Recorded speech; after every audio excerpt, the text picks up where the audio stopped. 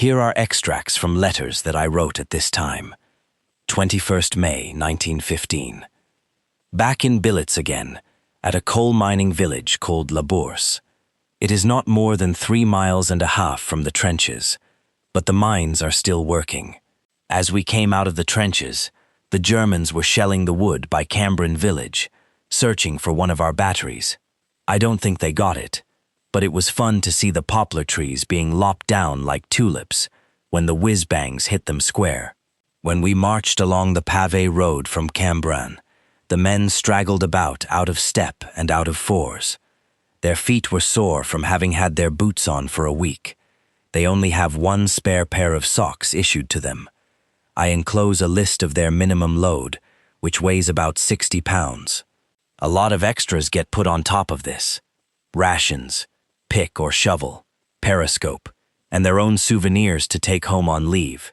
Greatcoat 1, cardigan 1 tin, mess 1 cap, fatigue comforter 1, cover 1, paybook 1, shirt 1 disc, identity 1, socks 1, waterproof sheet 1, soap 1 tin of grease, 1 towel 1, field service dressing, 1 housewife, 1 respirator 1, hold-all 1, spine protector 1, PG 147, lather brush 1, rounds ammunition, 150 comb, 1 rifle and bayonet, fork 1 rifle cover 1, knife 1, oil bottle and pull-through 1, spoon 1, entrenching tool, 1 toothbrush, 1 laces, pear 1.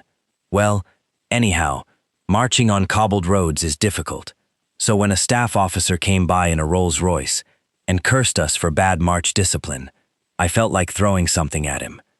Trench soldiers hate the staff, and the staff know it. The principal disagreement seems to be about the extent to which trench conditions should modify discipline. The La Bourse miners are old men and boys, dressed in sloppy blue clothes with bulging pockets. There are shell craters all around the pit head. I am billeted with a fatherly old man called Monsieur Hojdes, who has 3 marriageable daughters. One of them lifted up her skirt to show me a shell wound on her thigh that laid her up last winter. 22nd May.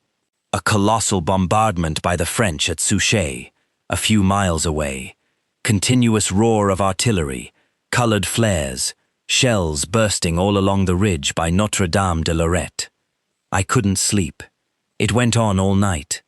Instead of dying away, it grew and grew, till the whole air rocked and shook. The sky was lit up with huge flashes. I lay in my feather bed and sweated. This morning they tell me there was a big thunderstorm in the middle of the bombardment. But, as Walker says, where the gunder ended and the thunder began was hard to say. The men had hot PG 148 baths at the mines and cleaned up generally. Their rifles are all in an advanced state of disrepair, and many of their clothes are in rags, but neither can be replaced, we are told, until they are much worse. The platoon is billeted in a barn full of straw. Old Burford, who is so old that he refuses to sleep with the other men of the platoon, has found a doss in an outbuilding among some farm tools. In trenches he will sleep on the fire step, even in the rain, rather than in a warm dugout with the other men. He says that he remembers the CO when he was in long skirts. Young Bumford is the only man he'll talk to. The platoon is always ragging Bumford for his childish simplicity. Bumford plays up to it and begs them not to be too hard on a lad from the hills. 23rd May. We did company drill in the morning. Afterwards, Jones Bateman and I lay on the warm grass and watched the aeroplanes flying above the trenches, pursued by a trail of white shrapnel puffs. In the evening, I was detailed to take out a working party to Vermelles-les-Noyelles to work on a second line of defense, trench digging and putting up barbed wire under an RE officer. But the ground was hard, and the men were tired out when they got back about 2 o'clock in the morning. They sang songs all the way home. They have one about Company Quartermaster Sergeant Finnegan, coolness under fire, mentioned in dispatches, for pinching the company rations. Coolness under fire, PG 149. Now he's on the peg. Now he's on the peg. Mentioned in dispatches. For drinking the company rum. Now he's on the peg. The chorus is, whiter than the milky coconuts. Whiter than the milky coconuts. Wash me in the water that you washed your dirty daughter in, and I shall be whiter than the milky coconuts. Nuts, nuts, ooh, nuts. Finnegan doesn't mind the libel at all. This is what happened the other day. 2 young miners in another company disliked their sergeant, who had a down on them and gave them all the most dirty and dangerous jobs. When they were in billets, he crimed them for things they hadn't done, so they decided to kill him. Later, they reported at battalion orderly room and asked to see the adjutant. This was irregular, because a private is not allowed to speak to an officer without an NCO of his own company to act as go-between.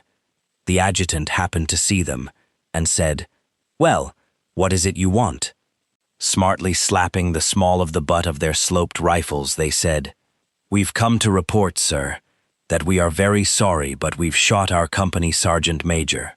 The adjutant said, "Good heavens, how did that happen?"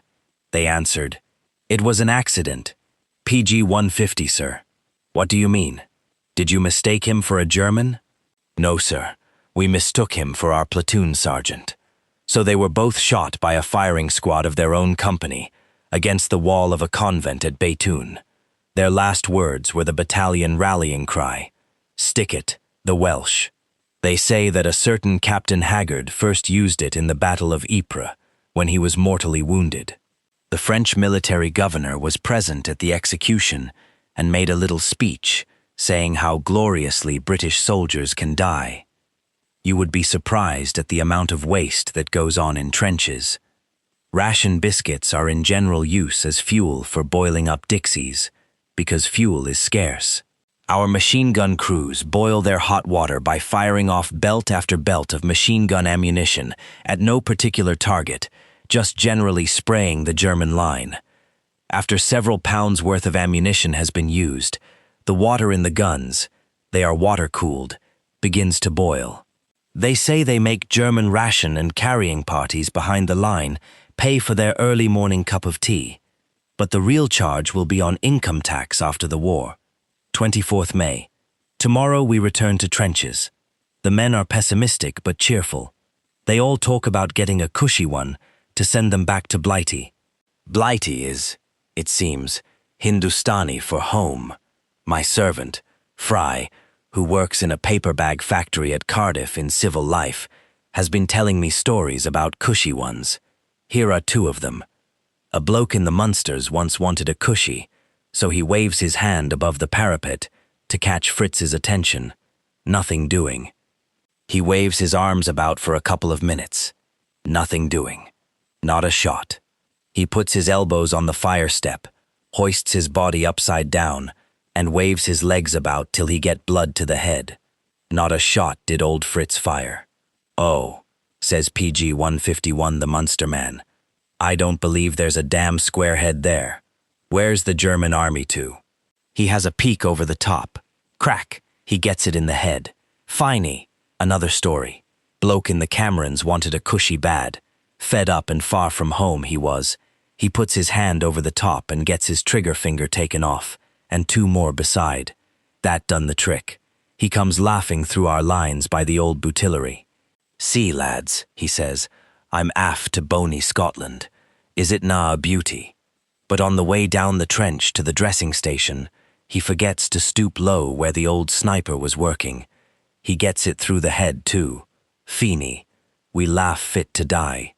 To get a cushy one is all that the old hands think of. Only 12 men have been with the battalion from the beginning, and they are all transport men, except one, Beaumont, a man in my platoon. The few old hands who went through the last fight infect the new men with pessimism. They don't believe in the war, they don't believe in the staff. But at least they would follow their officers anywhere, because the officers happen to be a decent lot. They look forward to a battle because a battle gives more chances of a cushy one, in the legs or arms, than trench warfare. In trench warfare, The proportion of head wounds is much greater. Haking commands this division. He's the man who wrote the standard textbook, Company Training. The last shows have not been suitable ones for company commanders to profit by his directions. He's a decent man. He came round this morning to an informal inspection of the battalion and shook hands with the survivors. There were tears in his eyes. Sergeant Smith swore half aloud. Bloody lot of use, that is. Busts up his bloody division and then weeps over what's bloody left. Well, it was nothing to do with me. PG 152. I didn't allow myself to feel either for the general or for the sergeant. It is said here that Hacking has told General French that the division's morale has gone completely. So far as I can see, that is not accurate. The division will fight all right, but without any enthusiasm. It is said, too, that when the new army comes out, the division will be withdrawn and used on lines of communication for some months at least. I don't believe it. I am sure no one will mind smashing up over and over again the divisions that are used to being smashed up. The general impression here is that the new army divisions can't be of much military use. 28th May. In trenches among the Quincy brick stacks. Not my idea of trenches. There has been a lot of fighting hereabouts. The trenches have made themselves rather than been made, and run inconsequently in and out of the big 30-foot high stacks of brick. It is most confusing. The parapet of one of the trenches which we do not occupy is built up with ammunition boxes and corpses. Everything here is wet and smelly. The lines are very close. The Germans have half the brick stacks and we have the other half. Each side snipes down from the top of its brick stacks into the other's trenches. This is also a great place for rifle grenades and trench mortars. We can't reply properly to these. We have only a meager supply of rifle grenades and nothing to equal the German sausage mortar bomb. This morning about breakfast time, just as I came out of my dugout, a rifle grenade landed within 6 feet of me. For some reason, instead of falling on its head and exploding, it landed with its stick in the wet clay and stood there looking at me. They are difficult to see coming. They are shot from a rifle, with its butt on the ground, tilted, and go up a long way before they turn over and come down. I can't understand POGS 153, why this particular rifle grenade fell as it did. The chances were impossibly against it. The brick stacks. At Givenchy Copyright Imperial War Museum, sausages are easy to see and dodge, but they make a terrible noise when they drop. We have had about 10 casualties in our company today from them. I find that I have extraordinarily quick reactions to danger, but everyone gets like that. We can sort out all the different explosions and disregard all the ones that don't concern us. The artillery duel, machine gun fire at the next company to us, desultory rifle fire. But the faint plop of the mortar that sends off the sausage, or the muffled rifle noise when a grenade is fired, we pick out at once. The men are much afraid, yet always joking. The company sergeant major stands behind number 11 brick stack and shoots at the sausages with a rifle as they come over, trying to explode them in the air. He says that it's better than pigeon shooting. He hasn't hit one yet. Last night, a lot of stuff was flying about, including shrapnel. I heard one shell wishing towards me. I dropped flat. It burst, just over the trench. My ears sang, as though there were gnats in them, and a bright scarlet light shone over everything. My shoulder was twisted in falling, and I thought I had been hit, but I hadn't been. The vibration made my chest sing too, in a curious way, and I lost my sense of equilibrium. I was much ashamed when the sergeant major came along the trench and found me on all fours, because I couldn't stand up straight. It was at a place where Petticoat Lane runs into Lowndes Square. There has been a dead man lying on the fire step, waiting to be taken down to the cemetery tonight. He was a sanitary man, killed last night in the open, while burying lavatory stuff between our front and support lines. His arm was stretched out, and when he was got in, it was still PG 154 stiff, so that when they put him on the fire step, his stiff arm stretched right across the trench. His comrades joke as they push it out of the way to get by. "Out of the light, you old bastard! Do you own this bloody trench?" Or they shake hands with him familiarly. "Put it there, Billy boy." Of course, they're miners and accustomed to death. They have a very limited morality, but they keep to it. They will, for instance, rob anyone, of anything, except a man in their own platoon. They will treat every stranger as an enemy until he has proved their friend, and then there is nothing they won't do for him. They are lecherous, the young ones at least, but without the false shame of the English lecher. I had a letter to censor the other day, written by a lance corporal to his wife. He said that the French girls were nice to sleep with, so she mustn't worry on his account, but that he far preferred sleeping with her and missed her a great deal. 6th June. We have been billeted in Béthune, a fair-sized town about 7 miles or so behind the front line. There is everything one wants: a swimming bath, all sorts of shops, especially a cake shop, the best I've ever met, a hotel where you can get a really good dinner, and a theater where we have brigade gaffs. I saw a notice this morning on a building by the Béthune-La Bassée Canal. Troops are forbidden to bomb fish, by order of the town major. Béthune is very little knocked about, except a part called Faubourg d'Arras, near the station. I am billeted with a family called Averland-Paul in the Avenue de Bruay, people of the official class. They are refugees from Coimbra. There are 2 little boys and an elder sister who is in what corresponds with the under 5th of the local high school. She was worried last night over her lessons and asked me to help her write out the theory of decimal division. She showed me the notes, PG 55 she had taken.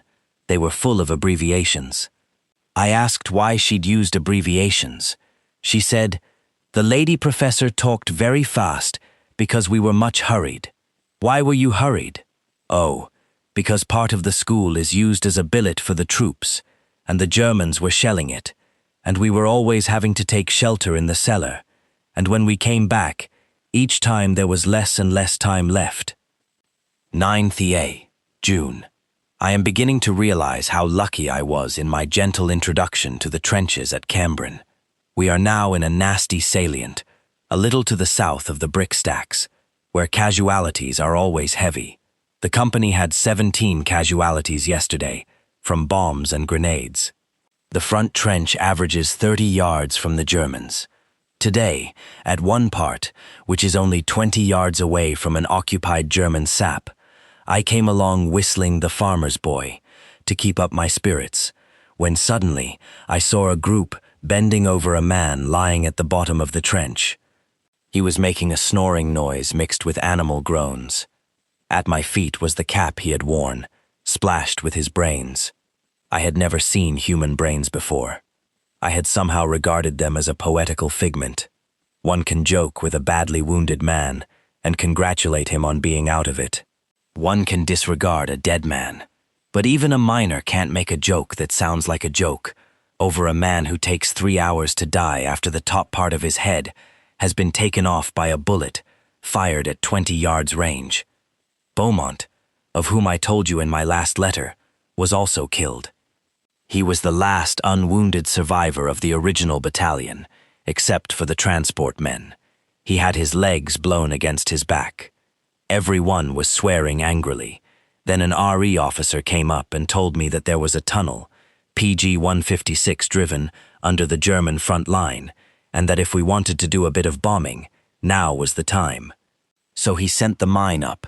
It was not a big one, he said, but it made a tremendous noise and covered us with dirt, and the chaps waited for a few seconds for the other Germans to rush up to help the wounded away, and then they chucked all the bombs they had.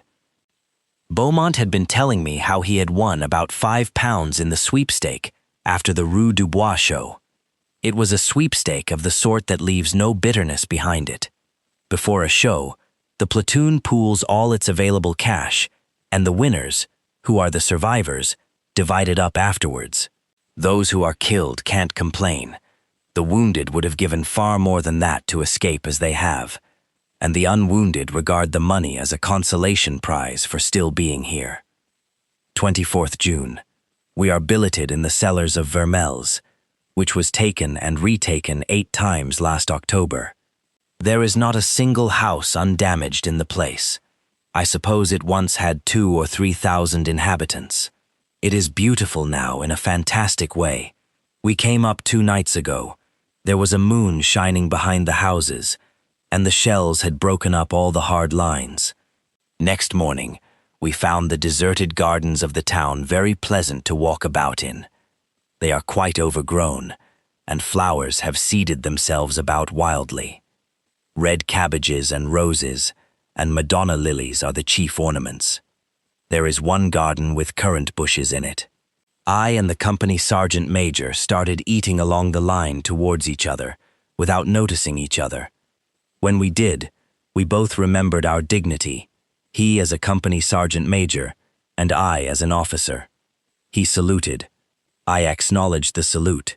We both Pouget, 157, walked away.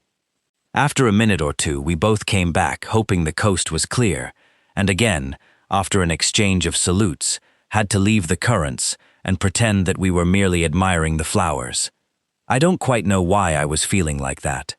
The company sergeant major was a regular, and it was natural in him, and I suppose that it was courtesy to his scruples that made me stop.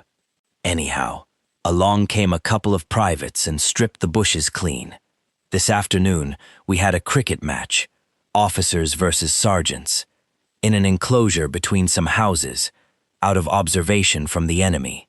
The front line is perhaps 3/4 of a mile away. I made top score, 24. The bat was a bit of a rafter. The ball was a piece of rag tied round with string, and the wicket was a parrot cage with the grisly remains of a parrot inside. It had evidently died of starvation when the French evacuated the town. The corpse was perfectly clean and dry, and I recalled a verse of Skelton's. Parrot is a fair bird for a lady. God of his goodness him framed and wrought. When parrot is dead, he doth not putrefy. Yea, all things mortal shall turn unto naught, save man's soul, which Christ so dear bought, that never can die, nor never die shall. Make much of parrot, that popinjay royal. The match was broken up suddenly by machine gun fire. It was not aimed at us. The Germans were shooting at one of our aeroplanes, and the bullets falling down from a great height had a penetrative power greater than an ordinary spent bullet. This is a very idle life, except for night digging on the PG 158 reserve line. By day, there is nothing to do. We can't drill because it is too near the German lines, and there is no fortification work to be done in the village. Today, 2 spies were shot. A civilian who had hung on in a cellar and had, apparently, been flashing news, and a German soldier disguised as an RE corporal who was found tampering with the telephone wires. We officers spend a lot of time practicing revolver shooting. Jenkins brought out a beautiful target from the only undestroyed living room in our billet area.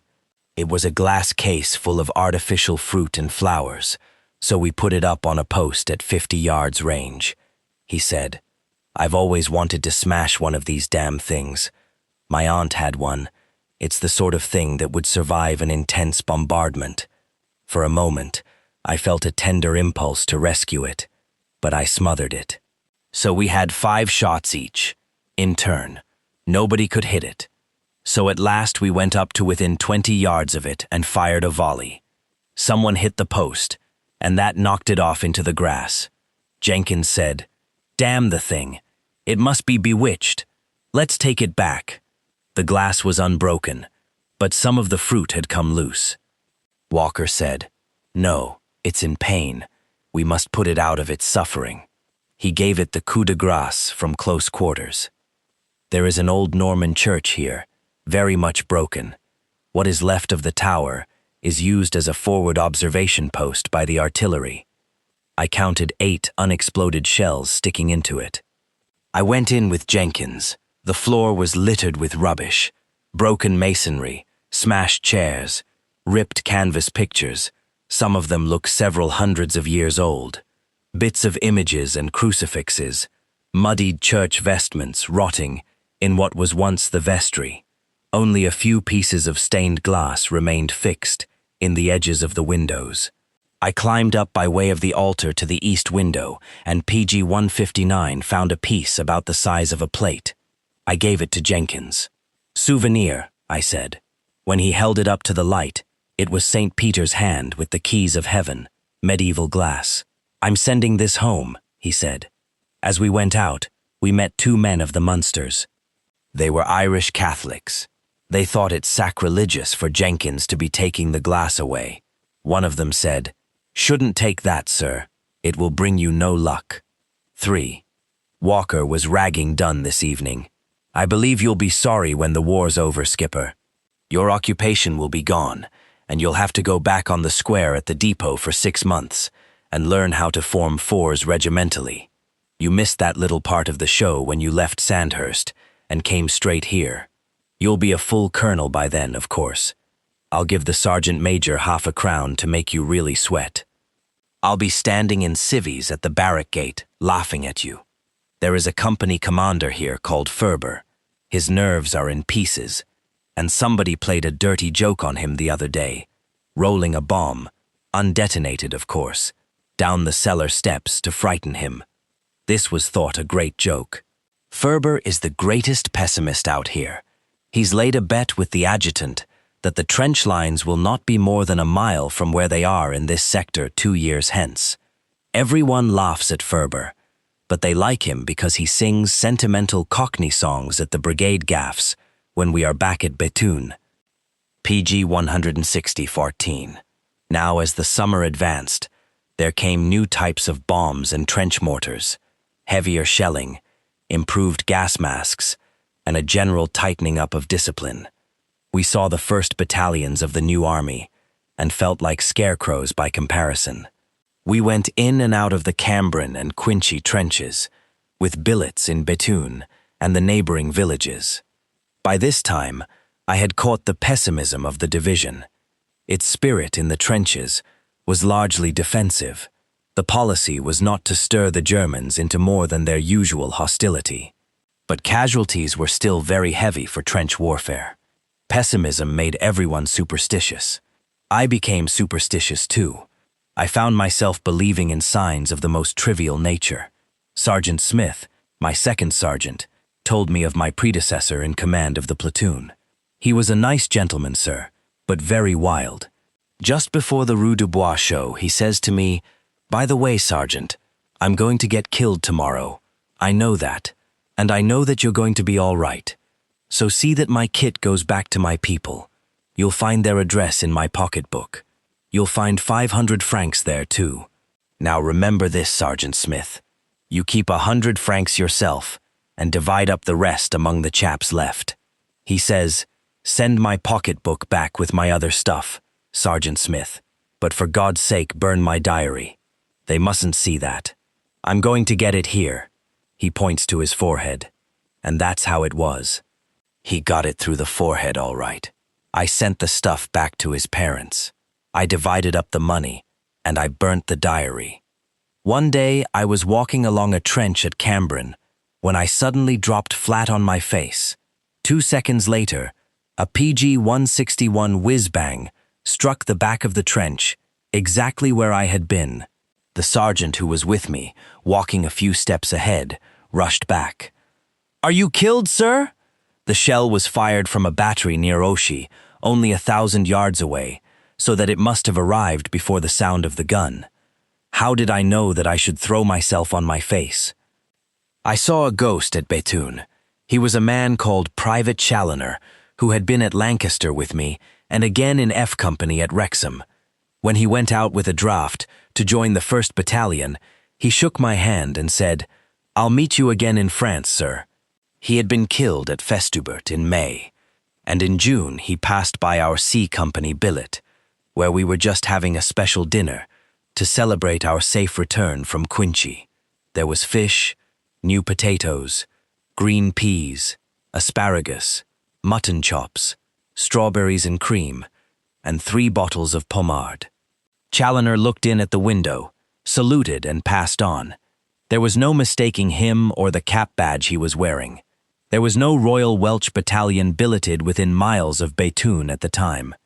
I jumped up and looked out of the window, but saw nothing except a fag end smoking on the pavement. Ghosts were numerous in France at the time. There was constant mining going on in this Cambrai-Quincy sector. We had the prospect of being blown up at any moment. An officer of the RE Tunneling Company was awarded the Victoria Cross while we were here. A duel of mining and countermining was going on.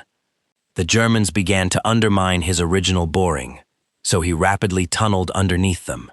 It was touch and go who would get the mine ready first. He won. But when he detonated it from the trench by an electric lead, nothing happened. Hipachi 62 ran down again into the mine, retamped the charge, and was just back in time to set it off before the Germans. I had been into the upper boring on the previous day. It was about 20 feet under the German lines. At the end of the gallery, I found a Welsh miner, one of our own men who had transferred to the Royal Engineers, on listening duty. He cautioned me to silence. I could distinctly hear the Germans working somewhere underneath. He whispered, "So long as they work, I don't mind. It's when they stop." He did his 2-hour spell by candlelight. It was very stuffy. He was reading a book. The mining officer had told me that they were allowed to read. It didn't interfere with their listening. It was a paper-backed novelette called From Mill Girl to Duchess. The men of the tunneling companies were notorious thieves, by the way. They would snatch things up from the trench and scurry off with them into their borings, just like mice. After one particularly bad spell of trenches, I got bad news in a letter from Charterhouse. Bad news in the trenches might affect a man in either of two ways. It might drive him to suicide, or recklessness amounting to suicide, or it might seem trivial in comparison with present expediences and be disregarded. But unless his leave was due, he was helpless. A year later, when I was in trenches in the same sector, an officer of the North Staffordshire Regiment had news from home that his wife was living with another man. He went out on a raid the same night and was either killed or captured, so the men with him said. There had been a fight, and they had come back without him. 2 days later, he was arrested at Béthune, trying to board a leave train to go home. He had intended to shoot up the wife and her lover. He was court-martialed for deserting in the face of the enemy, PG 163, but the court was content to cashier him. He went as a private soldier to another regiment. I do not know what happened afterwards. The bad news was about Dick, saying that he was not at all the innocent sort of fellow I took him for. He was as bad as anyone could be. The letter was written by a cousin of mine who was still at Charterhouse. I tried not to believe it. I remembered that he owed me a grudge and decided that this was a very cruel act of spite. Dick's letters had been my greatest standby all these months when I was feeling low. He wrote every week, mostly about poetry. They were something solid and clean to set off against the impermanence of trench life and the uncleanness of sex life in billets. I was now back in Béthune. 2 officers of another company had just been telling me how they had slept in the same room, one with the mother and one with the daughter. They had tossed for the mother because the daughter was a yellow-looking little thing, like a lizard, and the red lamp, the army brothel, was round the corner in the main street. I had seen a queue of 150 men waiting outside the door, each to have his short turn with one or the other of the 3 women in the house. My servant, who had been in the queue, told me that the charge was 10 francs a man, about 8 shillings at that time.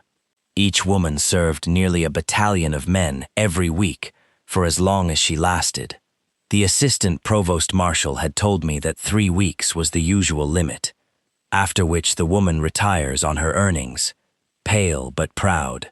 I was always being teased because I would not sleep, even with the nicer girls, and I excused myself, not on moral grounds or on grounds of fastidiousness, but in the only way they could understand. I said that I didn't want a dose, a good deal PG 164, of talk in billets, was about the peculiar bed manners of the French women. She was very nice and full of games. I said to her, "S'il vous plaît, ôte-toi la chemise, ma chérie." But she wouldn't. She said, "Oh non, non, mon lieutenant, ce n'est pas convenable." I was glad when we were back in trenches, and there I had a more or less reassuring letter from Dick. He told me that I was right, that my cousin had a spite against him and me, that he had been ragging about in a silly way, but that there was not much harm to it. He was very sorry and would stop it for the sake of our friendship. At the end of July, I and Robertson, one of the other 5 Royal Welsh officers who had been attached to the Welsh, got orders to proceed to the Laventille sector, some miles to the north. We were to report to the 2nd Battalion of the Royal Welsh Fusiliers. Frank Jones Bateman and Hanmer Jones, 2 more of us, went to the 1st Battalion. The remaining 2 of the 6 had already gone back, McClellan sick, and Watkin with bomb wounds that have kept him limping ever since. We were sorry to say goodbye to the men. They all crowded round to shake hands and wish us luck. And we felt a little sorry too that we had to start all over again, getting to know a new company and new regimental customs. But it would be worth it to be with our own regiment. Robertson and I agreed to take our journey as leisurely as possible. Laventille was only 17 miles away, but our orders were to go there by train, so a mess cart took us down to Béthune. We asked the railway transport officer what trains he had to Laventille. He told us one was going in a few minutes. We decided to miss it. There was no train after that until the next day, so we stopped the night at the Hotel de la France. The Prince of Wales, who was a lieutenant in the 40th Siege Battery, was billeted there PG 165 sometimes. He was a familiar figure in Béthune. I only spoke to him once. It was in the public bath, where he and I were the only bathers one morning. He was graciously pleased to remark how emphatically cold the water was, and I loyally assented that he was emphatically right. We were very pink and white, and did exercises on the horizontal bar afterwards. I joked to Frank about it. "I have just met our future king in a bath." Frank said, "I can trump that." 2 days ago I had a friendly talk with him in the ASC latrines. The prince's favorite rendezvous was the Globe, a cafe in the Béthune Market Square, reserved for British officers and French civilians, principally spies by the look of them. I once heard him complaining indignantly that General French had refused to let him go up into the line. The next day, we caught our train. It took us to a junction, the name of which I forget. Here, we spent a day walking about in the fields. There was no train until next day, when one took us on to Berguet, a railhead still a number of miles from Laventille, where a mess cart was waiting for us in answer to a telegram we had sent. We finally rattled up to battalion headquarters in Laventille High Street. We had taken 52 hours to come 17 miles. We saluted the adjutant smartly, gave our names, and said that we were 3rd Battalion officers posted to the regiment. He did not shake hands with us, offer us a drink, or give us a word of welcome. He said coldly, "I see. Well, which of you is senior? Oh, never mind. Give your particulars to the regimental sergeant major. Tell him to post whoever is senior to A Company and the other to B Company." The sergeant major took our particulars. He introduced me to a young 2nd lieutenant of A Company, to which I was to go. He was a special reservist of the East Surrey Regiment PG 166 and was known as the Surrey Man. He took me along to the company billet. As soon as we were out of earshot of battalion headquarters, I asked him, "What's wrong with the adjutant? Why didn't he shake hands or give me any sort of decent welcome?" The Surrey Man said, "Well, it's your regiment, not mine. They're all like that. You must realize that this is a regular battalion, one of the only 4 infantry battalions in France that is still more or less its old self. This is the 19th Brigade, the luckiest in France. It has not been permanently part of any division, but used as Army Reserve to put in wherever a division has been badly knocked. So, except for the retreat, where it lost about a company, And Fromelles, where it lost half of what was left, it has been practically undamaged. A lot of the wounded have rejoined since. All our company commanders are regulars, and so are all our NCOs. The peacetime custom of taking no notice of newly joined officers is still more or less kept up for the first 6 months. It's bad enough for the Sandhurst chaps. It's worse for special reservists like you and Rugg and Robertson. It's worse still for outsiders like me from another regiment. We were going down the village street. The men sitting about on the doorsteps jumped up smartly to attention as we passed and saluted with a fixed, stony glare. They were magnificent-looking men. Their uniforms were spotless, their equipment khaki blancoed, and their buttons and cap badges twinkling. We reached company headquarters, where I reported to my company commander, Captain G. O. Thomas. He was a regular of 17 years' service, a well-known polo player, and a fine soldier. This is the order that he would himself have preferred. He shook hands without a word, waved me to a chair, offered a cigarette, and PG 167 continued writing his letter.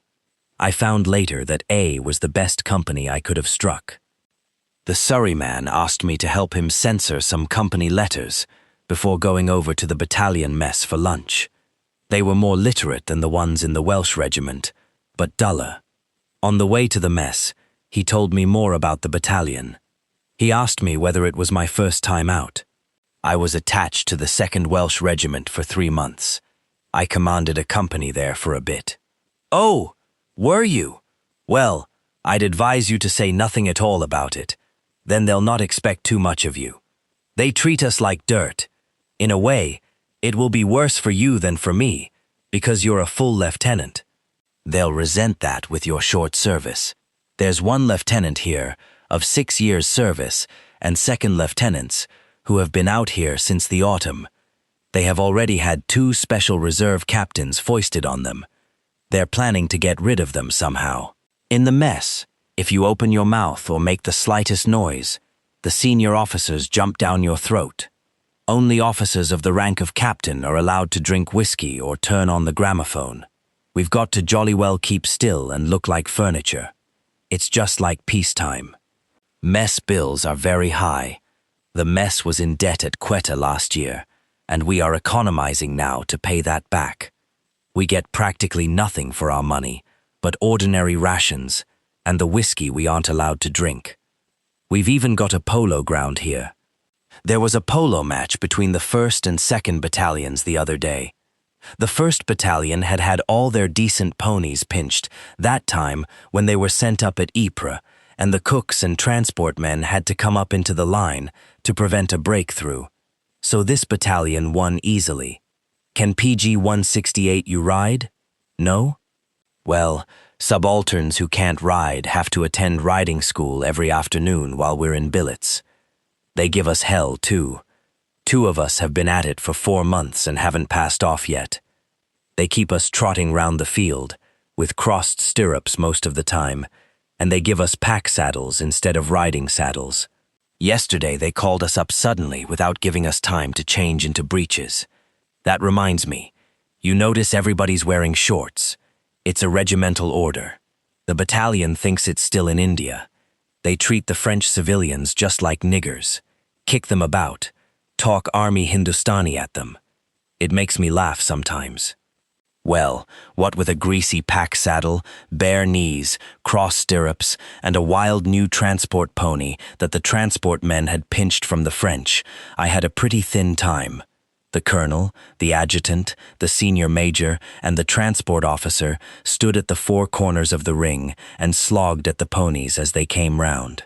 I came off twice and got wild with anger, and nearly decided to ride the senior major down. The funny thing is that they don't realize that they are treating us badly. It's such an honor to be serving with the regiment. So the best thing is to pretend you don't care what they do or say.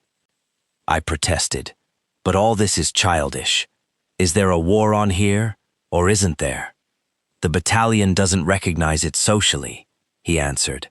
Still, in trenches, I'd rather be with this battalion than in any other that I have met. The senior officers do know their job, whatever else one says about them, and the NCOs are absolutely trustworthy. The 2nd Battalion was peculiar in having a battalion mess instead of company messes. The Surrey man said grimly, "It's supposed to be more sociable." This was another PG-169 peacetime survival. We went together into the big chateau near the church. About 15 officers of various ranks were sitting in chairs, reading the week's illustrated papers, or the seniors at least, talking quietly. At the door, I said, "Good morning, gentlemen," the new officer's customary greeting to the mess. There was no answer. Everybody looked at me curiously. The silence that my entry had caused was soon broken by the gramophone, which began singing happily. "We've been married just 1 year, and oh, we've got the sweetest, and oh, we've got the neatest, and oh, we've got the cutest little oil stove." I found a chair in the background and picked up the field. The door burst open suddenly, and a senior officer with a red face and angry eye burst in. "Who the blazes put that record on?" he shouted to the room. "One of the bloody warts, I expect. Take it off, somebody. It makes me sick. Let's have some real music." Put on the Angelus. 2 subalterns, in the Royal Welch, a subaltern had to answer to the name of Wart, sprang up, stopped the gramophone, and put on When the Angelus is Ringing. The young captain who had put on We've Been Married shrugged his shoulders and went on reading. The other faces in the room were blank. "Who was that?" I whispered to the Surrey man. He frowned. "That's Buzz Off," he said. Before the record was finished, the door opened, and in came the colonel. Buzz Off reappeared with him. Everybody jumped up and said in unison, "Good morning, sir." It was Page 170, his first appearance that day. Before giving the customary greeting and asking us to sit down, he turned spitefully to the gramophone. "Who on earth puts this wretched Angelus on every time I come into the mess? For heaven's sake, play something cheery for a change." And with his own hands he took off the Angelus, wound up the gramophone, and put on We've Been Married Just 1 Year. At that moment, a gong rang for lunch, and he abandoned it. We filed into the next room, a ballroom with mirrors and a decorated ceiling. We sat down at a long, polished table. The seniors sat at the top. The juniors competed for seats as far away from them as possible. I was unlucky enough to get a seat at the foot of the table, facing the commanding officer, the adjutant, and Buzz Off. There was not a word spoken down that end, except for an occasional whisper for the salt or for the beer. Very thin French stuff. Robertson, who had not been warned, asked the mess waiter for whiskey. "Sorry, sir," said the mess waiter. "It's against orders for the young officers." Robertson was a man of 42, a solicitor with a large practice, and had stood for Parliament in the Yarmouth Division at the previous election. I saw Buzz Off glaring at us, and busied myself with my meat and potatoes. He nudged the adjutant. "Who are those 2 funny ones down there, Charlie?" he asked. "New this morning from the militia. Answer to the names of Robertson and Graves." "Which is which?" asked the colonel. "I'm Robertson, sir." "I wasn't asking you." Robertson winced, but said nothing. Then, Buzz Off noticed something. Pag 71. T'other warts, wearing a wind-up tunic. Then he bent forward and asked me loudly, "You there, Wart, why the hell are you wearing your stars on your shoulder instead of your sleeve?" My mouth was full, and I was embarrassed. Everybody was looking at me. I swallowed the lump of meat whole and said, "It was a regimental order in the Welsh regiment." I understood that it was the same everywhere in France. The colonel turned puzzled to the adjutant. "What on earth's the man talking about the Welsh regiment for?" And then to me, "As soon as you have finished your lunch, you will visit the master tailor. Report at the orderly room when you're properly dressed." There was a severe struggle in me between resentment and regimental loyalty. Resentment for the moment had the better of it. I said under my breath, "You damned snobs. I'll survive you all. There'll come a time when there won't be one of you left serving in the battalion to remember battalion mess at Laventille. This time came, exactly a year later. 4. We went up to the trenches that night. They were high command trenches, because water was struck when one dug down 3 feet. The parapet and parados were built up man-high. I found my platoon curt and reserved. Even when on sentry duty at night, they would never talk confidentially about themselves and their families, like my platoon in the Welsh regiment. Townsend, the platoon sergeant, was an ex-policeman who had been on the reserve when war broke out. He used to drive his men rather than lead them. A company was at Red Lamp Corner. The front trench broke off short here and started again further back on the right. PG 172A. Red Lamp was hung at the corner, invisible to the enemy, but a warning after dark to the company on our right not to fire to the left of it. Work and duties were done with a silent, soldier-like efficiency, quite foreign to the Welsh. The first night I was in trenches, my company commander asked me to go out on patrol. It was the regimental custom to test new officers in this way. All the time that I had been with the Welsh, I had never once been out in no man's land, even to inspect the barbed wire. In the Welsh regiment, the condition of the wire was, I believe, the responsibility of the battalion intelligence officer. I never remember any work done on it by C Company. I think we left it to the Royal Engineers. When Hewitt, the machine gun officer, used to go out on patrol, sometimes it was regarded as a mad escapade. But with both battalions of the Royal Welsh Fusiliers, it was a point of honor to be masters of no man's land, from dusk to dawn. There was not a night at Laventille that a message did not come down the line from sentry to sentry. Pass the word. Officers patrol going out. My orders for this patrol were to see whether a German saphead was occupied by night or not. I went out from Red Lamp Corner with Sergeant Townsend at about 10 o'clock. We both had revolvers. We pulled socks, with the toes cut off, over our bare knees, to prevent them showing up in the dark and to make crawling easier. We went 10 yards at a time, slowly, not on all fours, but wriggling flat along the ground. After each movement, we lay and watched for about 10 minutes. We crawled through our own wire entanglements and along a dry ditch, ripping our clothes on more barbed wire, glaring into the darkness till it began turning round and round. Once I snatched my fingers in horror from where I had planted PG 173 them on the slimy body of an old corpse, nudging each other with rapidly beating hearts at the slightest noise or suspicion, crawling, watching, crawling, shamming dead under the blinding light of enemy flares, and again crawling, watching, crawling. A 2nd Battalion officer who revisited these Laventille trenches after the war was over told me of the ridiculously small area of no man's land compared with the size it seemed on the long, painful journeys that he made over it. It was like the real size of the hollow in a tooth compared with the size it feels to the tongue. We found a gap in the German wire and came at last to within 5 yards of the saphead. That was our objective. We waited quite 20 minutes, listening for any signs of its occupation. Then I nudged Sergeant Townsend, and revolvers in hand, we wriggled quickly forward and slid into it. It was about 3 feet deep and unoccupied. On the floor were a few empty cartridges and a wicker basket containing something large and smooth and round, twice as large as a football. Very, very carefully I groped and felt all around it in the dark. I couldn't guess what it was. I was afraid that it was some sort of infernal machine. Eventually, I dared to lift it out and carry it back. I had a suspicion that it might be one of the German gas cylinders that we had heard so much about. We got back after making the journey of perhaps 200 yards, in rather more than 2 hours. The sentries passed along the word that we were in again.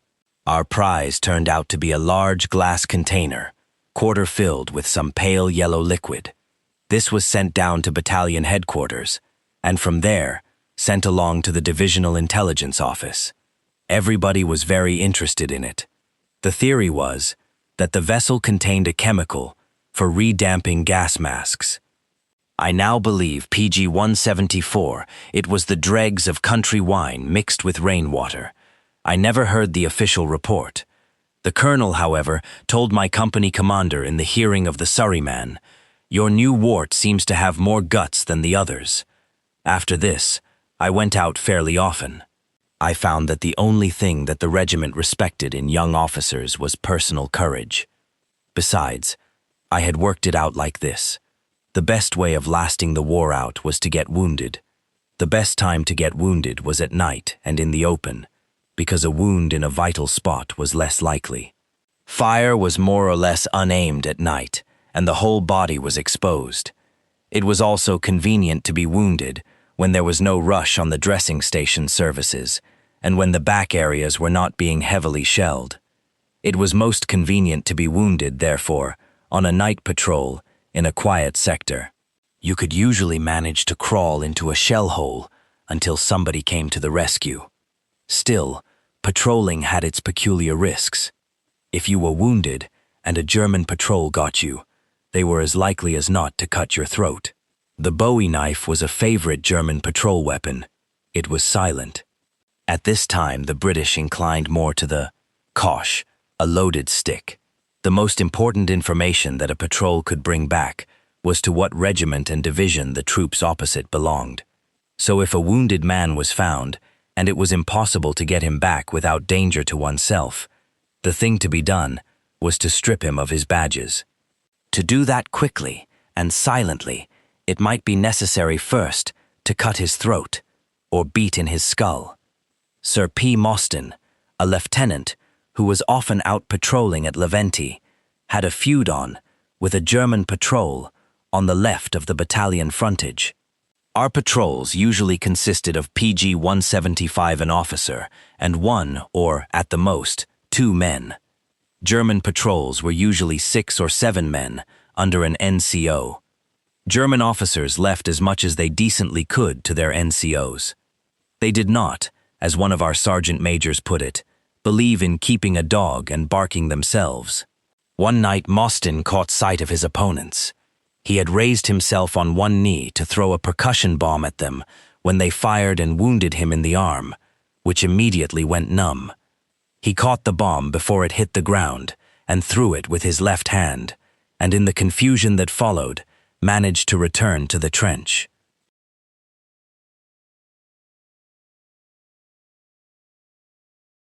Like everyone else, I had a carefully worked-out formula for taking risks. We would all take any risk, even the certainty of death, to save life or to maintain an important position. To take life, we would run, say, a 1 in 5 risk, particularly if there was some wider object than merely reducing the enemy's manpower.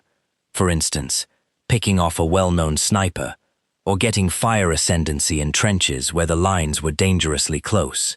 I only once refrained from shooting a German I saw, and that was at Quincy about 3 weeks after this. When sniping from a knoll in the support line where we had a concealed loophole, I saw a German, about 700 yards away, through my telescopic sights. He was having a bath in the German third line. I somehow did not like the idea of shooting a naked man, so I handed the rifle to the sergeant who was with me and said, "Here, take this. You're a better shot than me." He got him, he said, but I had not stayed to watch. About saving the lives of enemy wounded, there was disagreement. The convention varied with the division. Some divisions, like the Canadians and a division of lowland territorials, who had, they claimed, atrocities to avenge, PG-176, would not only take no risks to rescue enemy wounded, but would go out of their way to finish them off. The Royal Welch Fusiliers were gentlemanly. Perhaps a 1 in 20 risk to get a wounded German to safety would be considered justifiable. An important factor in taking risks was our own physical condition. When exhausted and wanting to get quickly from one point in the trenches to another without collapse, and if the enemy were not nearer than 400 or 500 yards, we would sometimes take a shortcut over the top. In a hurry, we would take a 1 in 200 risk. When dead tired, a 1 in 50 risk. In some battalions where the morale was not high, 1 in 50 risks were often taken in mere laziness or despair. The Munsters in the 1st Division were said by the Welsh to waste men wicked by not keeping properly under cover when in the reserve lines. In the Royal Welsh there was no wastage of this sort. At no time in the war did any of us allow ourselves to believe that hostilities could possibly continue more than 9 months or a year more. So it seemed almost worthwhile taking care. There even seemed a chance of lasting until the end, absolutely unhurt. The 2nd Royal Welsh, unlike the 2nd Welsh, believed themselves better trench fighters than the Germans. With the 2nd Welsh, it was not cowardice, but modesty. With the 2nd Royal Welsh, it was not vainglory, but courage. As soon as they arrived in a new sector, they insisted on getting fire ascendancy. Having found out from the troops, they relieved all possible information as to enemy snipers, machine guns, and patrols. They set themselves to deal with them one by one. They began with machine guns firing at night. As soon as one started traversing down a trench, the whole platoon farthest removed from its fire would PG-177 open 5 rounds rapid at it. The machine gun would usually stop suddenly, but start again after a minute or two. Again 5 rounds rapid. Then it usually gave up. The Welsh seldom answered a machine gun. If they did, it was not with local organized fire, beginning and ending in unison, but in ragged, confused protest all along the line. There was almost no firing at night in the Royal Welsh, except organized fire at a machine gun, or a persistent enemy sentry, or fire at a patrol close enough to be distinguished as a German one. With all other battalions I met in France, there was random popping off all the time. The sentries wanted to show their spite against the war. Flares were rarely used in the Royal Welsh, most often as signals to our patrols that it was time to come back. As soon as enemy machine guns had been discouraged, our patrols would go out with bombs to claim possession of no man's land. At dawn next morning came the struggle for sniping ascendancy. The Germans, we were told, had special regimental snipers trained in camouflaging themselves. I saw one killed once at Quincy, who had been firing all day from a shell hole between the lines. He had a sort of cape over his shoulders of imitation grass. His face was painted green and brown, and his rifle was also green-fringed. A number of empty cartridges were found by him, and his cap with the special oak leaf badge. Few battalions attempted to get control of the sniping situation. The Germans had the advantage of having many times more telescopic sights than we did, and steel loopholes that our bullets could not pierce. Also a system by which the snipers were kept for months in the same sector until they knew all the loopholes and shallow places in our trenches, and the tracks that our ration parties used above ground by night, and where our PG-178 traverses came in the trench, and so on, better than we did ourselves. British snipers changed their trenches, with their battalions, every week or two, and never had time to learn the German line thoroughly. But at least we counted on getting rid of the unprofessional German sniper. Later we had an elephant gun in the battalion that would pierce the German loopholes, and if we could not locate the loophole of a persistent sniper, we did what we could to dislodge him by a volley of rifle grenades, or even by ringing up the artillery. It puzzled us that if a sniper were spotted and killed, another sniper would begin again next day from the same position. The Germans probably underrated us and regarded it as an accident. The willingness of other battalions to let the Germans have sniping ascendancy helped us. Enemy snipers often exposed themselves unnecessarily, even the professionals. There was, of course, one advantage of which no advance or retreat of the enemy could rob us, and that was that we were always facing more or less east. Dawn broke behind the German lines, and they seldom realized that for several minutes every morning we could see them, though still invisible ourselves. German night wiring parties often stayed out too long, and we could get a man or two as they went back.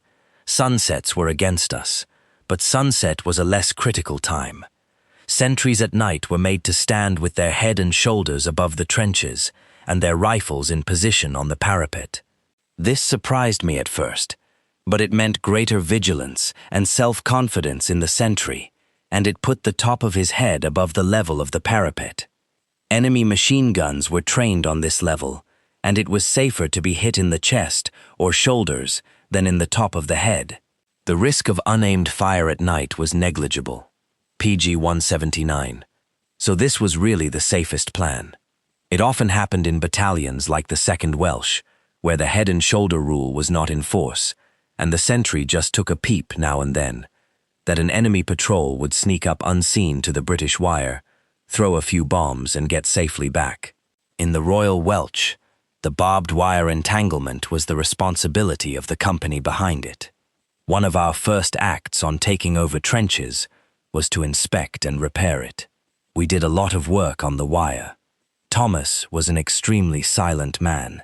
It was not sullenness, but shyness. Yes and no was the limit of his usual conversation. It was difficult for us subalterns. He never took us into his confidence about company affairs, and we did not like asking him too much. His chief interests seemed to be polo and the regiment. He was most conscientious in taking his watch at night, a thing that the other company commanders did not always do. We enjoyed his food hampers, sent every week from Fortnum and Mason. We messed by companies when in the trenches. Our only complaint was that Buzz-Off, who had a good nose for a hamper, used to spend more time than he would otherwise have done in the company mess. This embarrassed us. Thomas went on leave to England about this time. I heard about it accidentally. He walked about the West End astonished at the amateur militariness that he met everywhere. To be more in keeping with it, he gave elaborate awkward salutes to newly joined second lieutenants and raised his cap to dugout colonels and generals.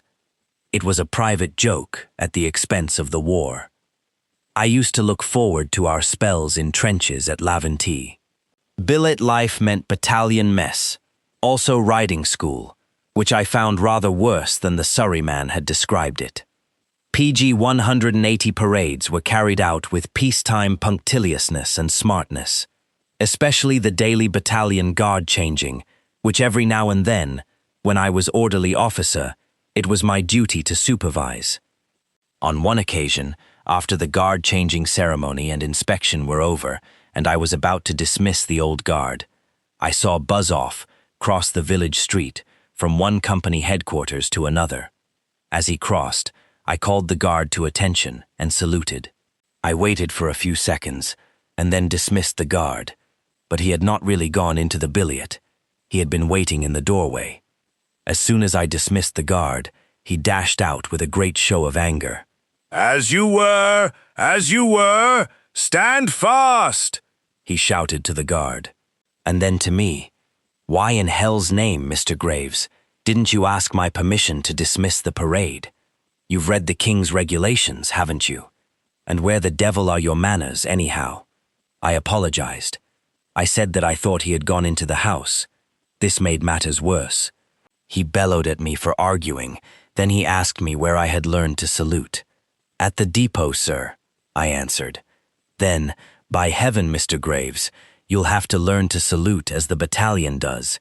You will parade every morning before breakfast for a month under Staff Sergeant Evans and do an hour's saluting drill." Then he turned to the guard and dismissed them himself. This was not a particular act of spite against me, but the general game of chasing the warts, at which all the senior officers played. It was honestly intended to make us better soldiers. I had been with the Royal Welsh about 3 weeks, when the 19th Brigade was moved down to the Bethune sector to fill a gap in the 2nd Division. The gap was made by taking out the Brigade of Guards to go into the Guards' PG 81 Division, which was then being formed. On the way down, we marched past Lord Kitchener. Kitchener, we were told, commented to the brigadier on the soldier-like appearance of the leading battalion, which was ourselves, but said cynically, "Wait until they've been a week or two in the trenches. They will lose some of that high polish. He apparently mistook us for one of the new army battalions. The first trenches we went into on our arrival were the Quincy brick stacks. The company I was with was on the canal bank frontage, a few hundred yards to the left of where I had been with the Welsh regiment at the end of May. The Germans opposite wished to be sociable. They sent messages over to us in undetonated rifle grenades. One of these messages was evidently addressed to the Irish battalion we had relieved. We all German corporals wish you English corporals a good day and invite you to a good German dinner tonight, with beer, ale, and cakes. You little dog ran over to us and we keep it safe. It became no food with you, so it run to us. Answer in the same way, if you please. Another message was a copy of the Neueste Nachrichten, a German army newspaper printed at Lille. It gave sensational details of Russian defeats around Warsaw and immense captures of prisoners and guns. But we were more interested in a full account in another column of the destruction of a German submarine by British armed trawlers. No details of the sinking of German submarines had been allowed to appear in any English papers. The battalion cared no more about the successes or reverses of our allies than it did about PG 182, the origins of the war. It never allowed itself to have any political feelings about the Germans. A professional soldier's job was to fight whomsoever the king ordered him to fight. It was as simple as that. With the king as colonel-in-chief of the regiment, it was even simpler. The Christmas 1914 fraternization, in which the battalion was among the first to participate, was of the same professional simplicity. It was not an emotional hiatus, but a commonplace of military tradition, an exchange of courtesies between officers of opposite armies. Quincy was one of the worst places for rats. They came up from the canal and fed on the many corpses and multiplied. When I was here with the Welsh, a new officer came to the company, and, as a token of his welcome, he was given a dugout containing a spring bed. When he turned in that night, he heard a scuffling, shone his torch on the bed, and there were 2 rats on his blankets, tussling for the possession of a severed hand. This was thought a great joke. The colonel called for a patrol to go out along the side of the towpath, where we had heard suspicious sounds on the previous night, to see whether a working party was out. I volunteered to go when it was dark, but there was a moon that night, so bright and full that it dazzled the eyes to look at it. Between us and the Germans was a flat stretch of about 200 yards, broken only by shell craters and an occasional patch of coarse grass. I was not with my own company, but lent to B, which had 2 officers away on leave. Child Freeman, the company commander, said, "You're not going out on patrol tonight, are you? It's almost as bright as day." I said, "All the more reason for going. They won't be expecting me. Will you please have PG 183 everything as usual? Let the men fire an occasional rifle and send up a flare every half hour. If I go carefully, they'll not see me." But I was nervous, and while we were having supper, I clumsily knocked over a cup of tea, and after that a plate. Freeman said, "Look here, I'll phone through to battalion and tell them it's too bright for you to go out." But I knew Buzz-Off would accuse me of cold feet, so Sergeant Williams and I put on our crawlers and went out by way of a mine crater at the side of the towpath. There was no need that night for the usual staring business. We could see only too clearly. All we had to do was to wait for an opportunity to move quickly, stop dead, and trust to luck, then move on quickly again. We planned our rushes from shell hole to shell hole. The opportunities were provided by artillery or machine gun fire, which would distract the sentries. Many of the craters contained corpses of men who had been wounded and crept in and died. Some of them were skeletons, picked clean by the rats. We got to within 30 yards of a big German working party who were digging a trench ahead of their front line. Between them and us, we could count a covering party of 10 men lying on the grass in their greatcoats. We had gone far enough. There was a German lying on his back about 12 yards away, humming a tune. It was the Merry Widow Waltz. The sergeant, who was behind me, pressed my foot with his hand and showed me the revolver he was carrying. He raised his eyebrows inquiringly. I gave him the signal for no. We turned to go back. It was hard not to go back too quickly. We had got about halfway back when a German machine gun opened traversing fire along the top of our trenches.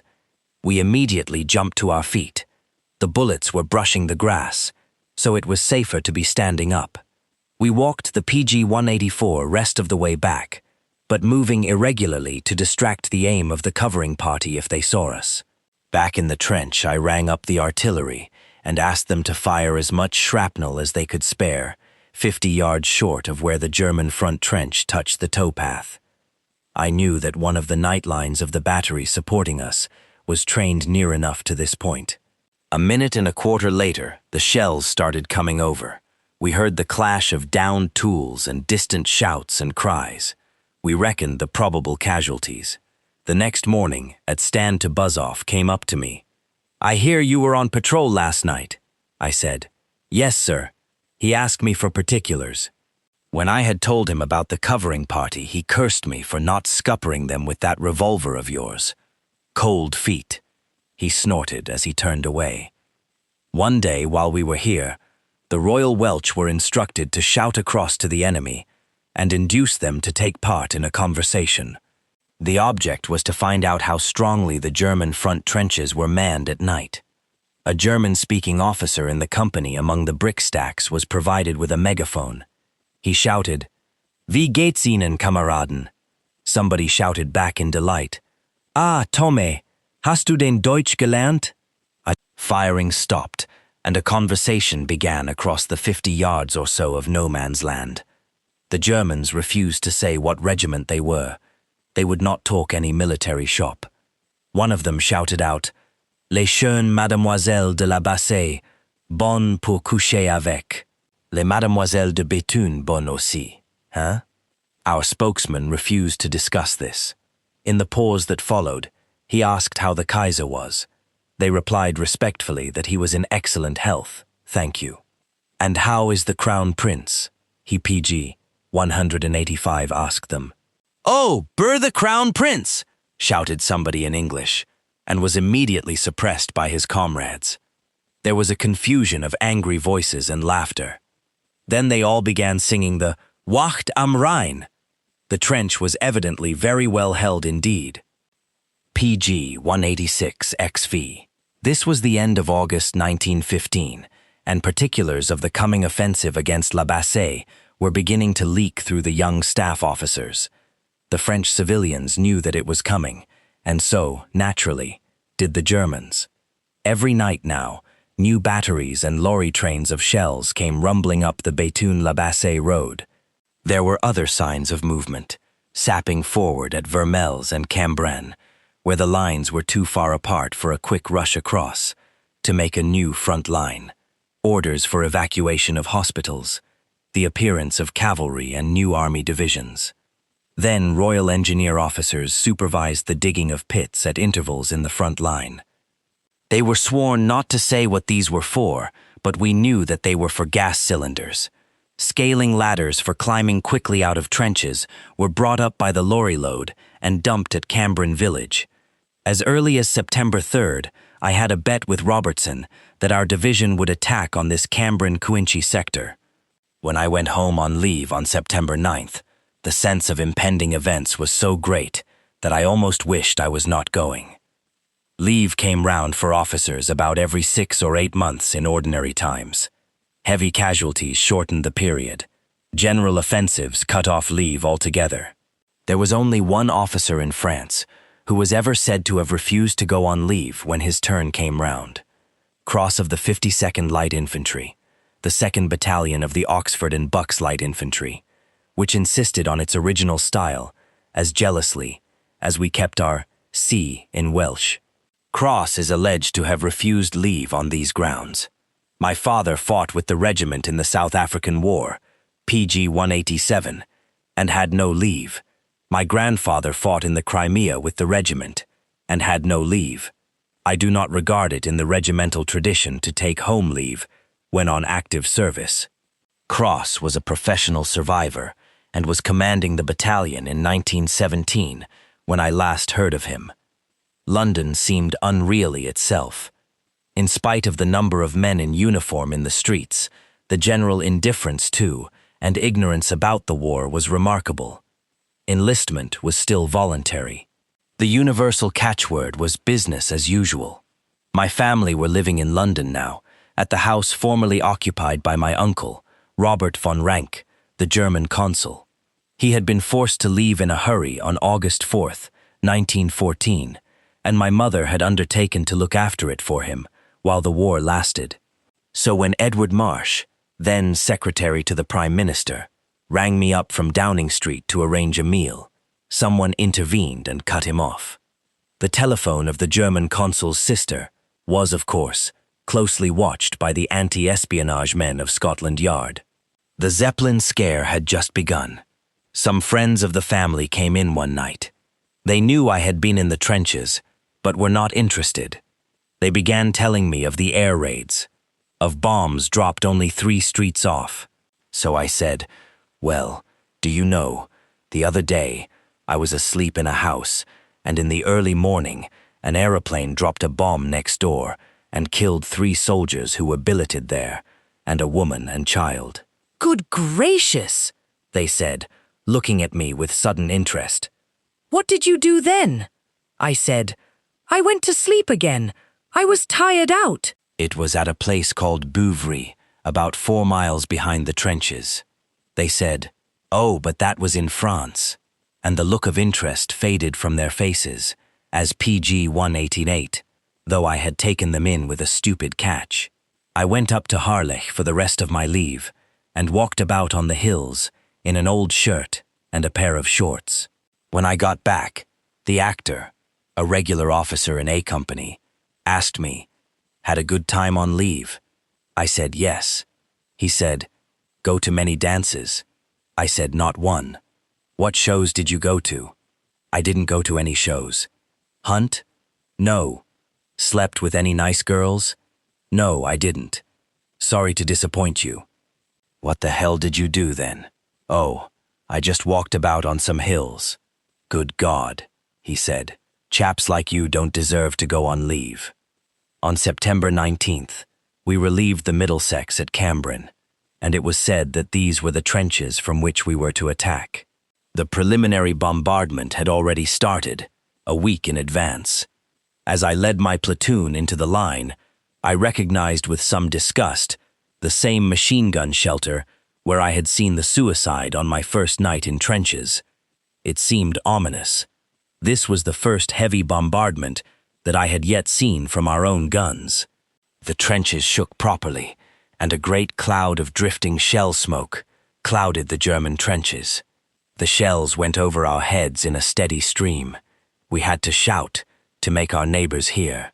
Dying down a little at night, the noise began again every morning at dawn, a little louder each time. We said, "Damn it, there can't be a living soul left in those trenches." And still it went on. The Germans retaliated, though not very vigorously. Most of their heavy artillery had been withdrawn from this sector, we were told, and sent across to the Russian front. We had more casualties from our own shorts and from blowbacks than from German shells. Much of the ammunition that our batteries were using came from America and contained a high percentage PG 189 of duds. The driving bans were always coming off. We had 50 casualties in the ranks and 3 officer casualties, including Buzzoff, who was badly wounded in the head. This was before steel helmets were issued. We would not have lost nearly so many if we had had them. I had 2 insignificant wounds on the hand, which I took as an omen on the right side. On the morning of the 23rd, Thomas came back from battalion headquarters with a notebook in his hand and a map for each of us company officers. "Listen," he said, "and copy out all this skite on the back of your maps. You'll have to explain it to your platoons this afternoon. Tomorrow morning we go back to Béthune to dump our blankets, packs, and greatcoats. On the next day, that's Saturday the 25th, we attack." It was the first definite news we had been given, and we looked up half startled, half relieved. I still have the map, and these are the orders as I copied them down. First objective: Les Briques Farm, the big house plainly visible to our front, surrounded by trees. To get this, it is necessary to cross 3 lines of enemy trenches. The first is 300 yards distant, the second 400, and the third about 600. We then cross 2 railways. Behind the second railway line is a German trench called the Brick Trench. Then comes the farm, a strong place with moat and cellars and a kitchen garden strongly staked and wired. Second objective: the town of Auchy. This is also plainly visible from our trenches. It is 400 yards beyond the farm and defended by a first line of Pug 190 trench, halfway across, and a second line immediately in front of the town. When we have occupied the first line, our direction is half right, with the left of the battalion directed on Tall Chimney. Third objective: village of Hazeness, conspicuous by high-spired church. Our eventual line will be taken up on the railway behind this village, where we will dig in and await reinforcements. When Thomas had reached this point, the shoulders of the actor were shaking with laughter. "What's up?" asked Thomas irritably. The actor asked, "Who in God's name is originally responsible for this little effort?" Thomas said, "Don't know. Probably Paul the Pimp or someone like that." Paul the Pimp was a captain on the divisional staff, young, inexperienced, and much disliked. He wore red tabs upon his chest, and even on his undervest. "Between you and me. But you youngsters be careful not to let the men know. This is what they call a subsidiary attack. We'll have no supports. We've just got to go over and keep the enemy busy, while the folk on our right do the real work. You notice that the bombardment is much heavier over there. They've knocked the Hohenzollern redoubt to bits. Personally, I don't give a damn either way. We'll get killed anyhow." We all laughed. "All right, laugh now, but by God on Saturday we've got to carry out this funny scheme." I had never heard Thomas so talkative before. "Sorry," the actor apologized. "Carry on with the dictation." Thomas went on.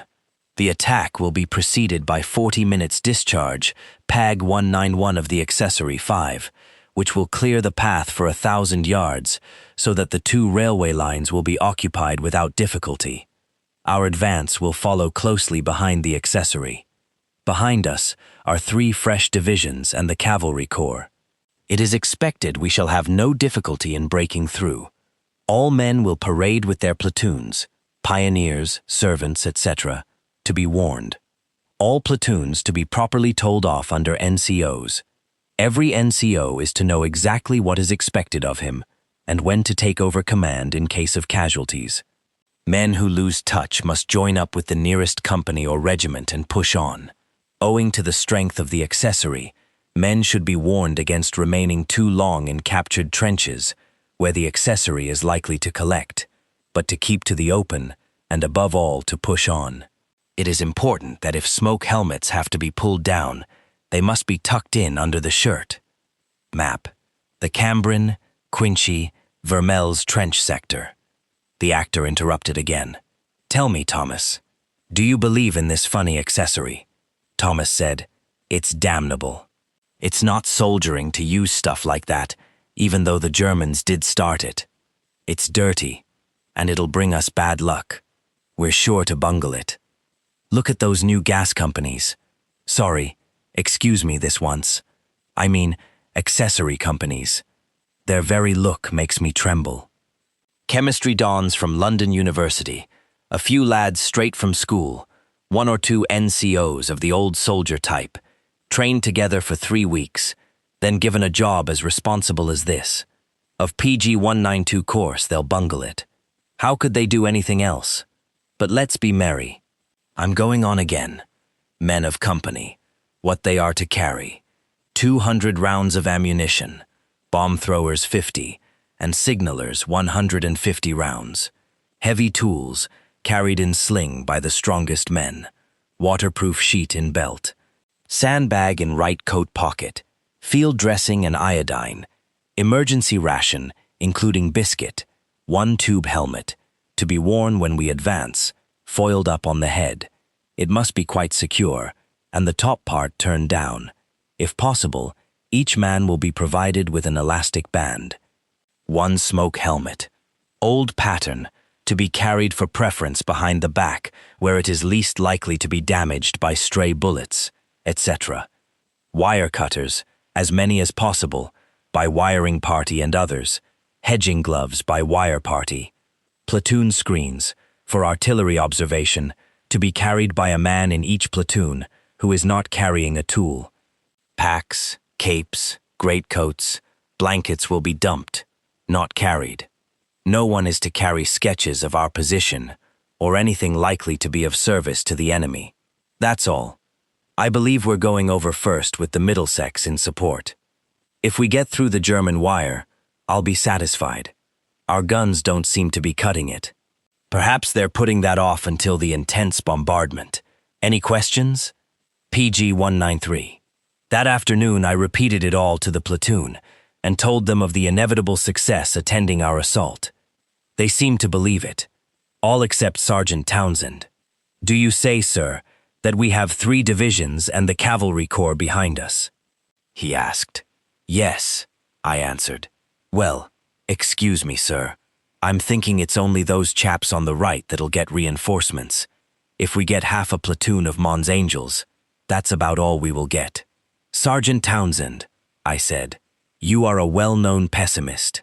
This is going to be a good show. The next morning we were relieved by the Middlesex and marched back to Bethune, where we dumped our spare kit at the Montmorency barracks. The battalion officers messed together in a big house nearby.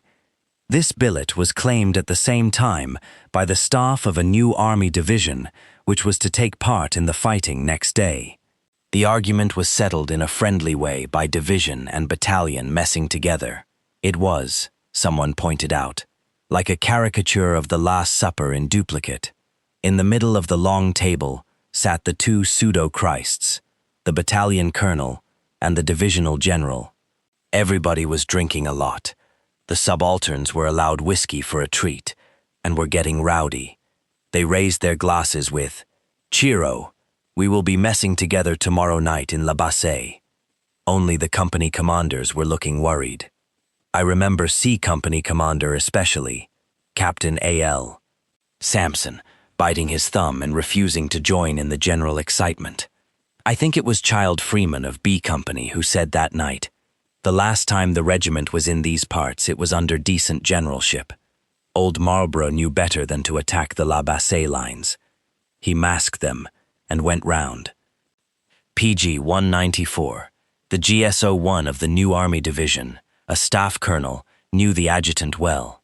They had played polo together in India. I happened to be sitting next to them. The GSO-1 said to the adjutant, rather drunkenly, "Charlie, do you see that silly old woman over there? Calls himself General Commanding. Doesn't know where he is. Doesn't know where his division is. Can't read a map properly. He's marched the poor sods off their feet and left his supplies behind, God knows where. They've had to use their iron rations and what they could pick up in the villages. And tomorrow he's going to fight a battle. Doesn't know anything about battles. The men have never been in trenches before. And tomorrow's going to be a glorious balls up. And the day after tomorrow he'll be sent home." Then he said, quite seriously, "Really, Charlie, it's just like that. You mark my words." That night we marched back again to Cambrin. The men were singing. Being mostly from the Midlands, they sang comic songs instead of Welsh hymns. Slippery Sam, "When We've Wound Up the Watch on the Rhine," and "I Do Like a Snice Mince Pie," to concertina accompaniment. The tune of the Snice Mince Pie ran in my head all next day, and for the week following I could not get rid of it. The second Welsh would never have sung a song like "When We've Wound Up the Watch on the Rhine." Their only songs about the war were defeatist. "I want to go home, I want to go home." The coal box and shrapnel they whistle and roar. "I don't want to go to the trenches no more. I want to go over the sea where the Kaiser can't shoot bombs at me." PG 119.5. Oh, I don't want to die. I want to go home. There were several more verses in the same strain. Hewitt, the Welsh machine gun officer, had written one in a more offensive spirit. I want to go home.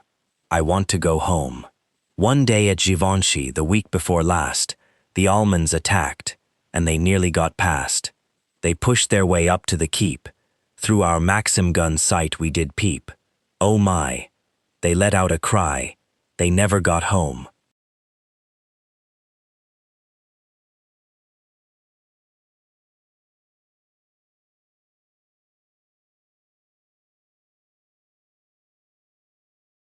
But the men would not sing it, though they all admired Hewitt. The Bethune-la-Bassée road was choked with troops, guns, and transport, and we had to march miles north out of our way to get back to Cambrai. As it was, we were held up 2 or 3 times by massed cavalry.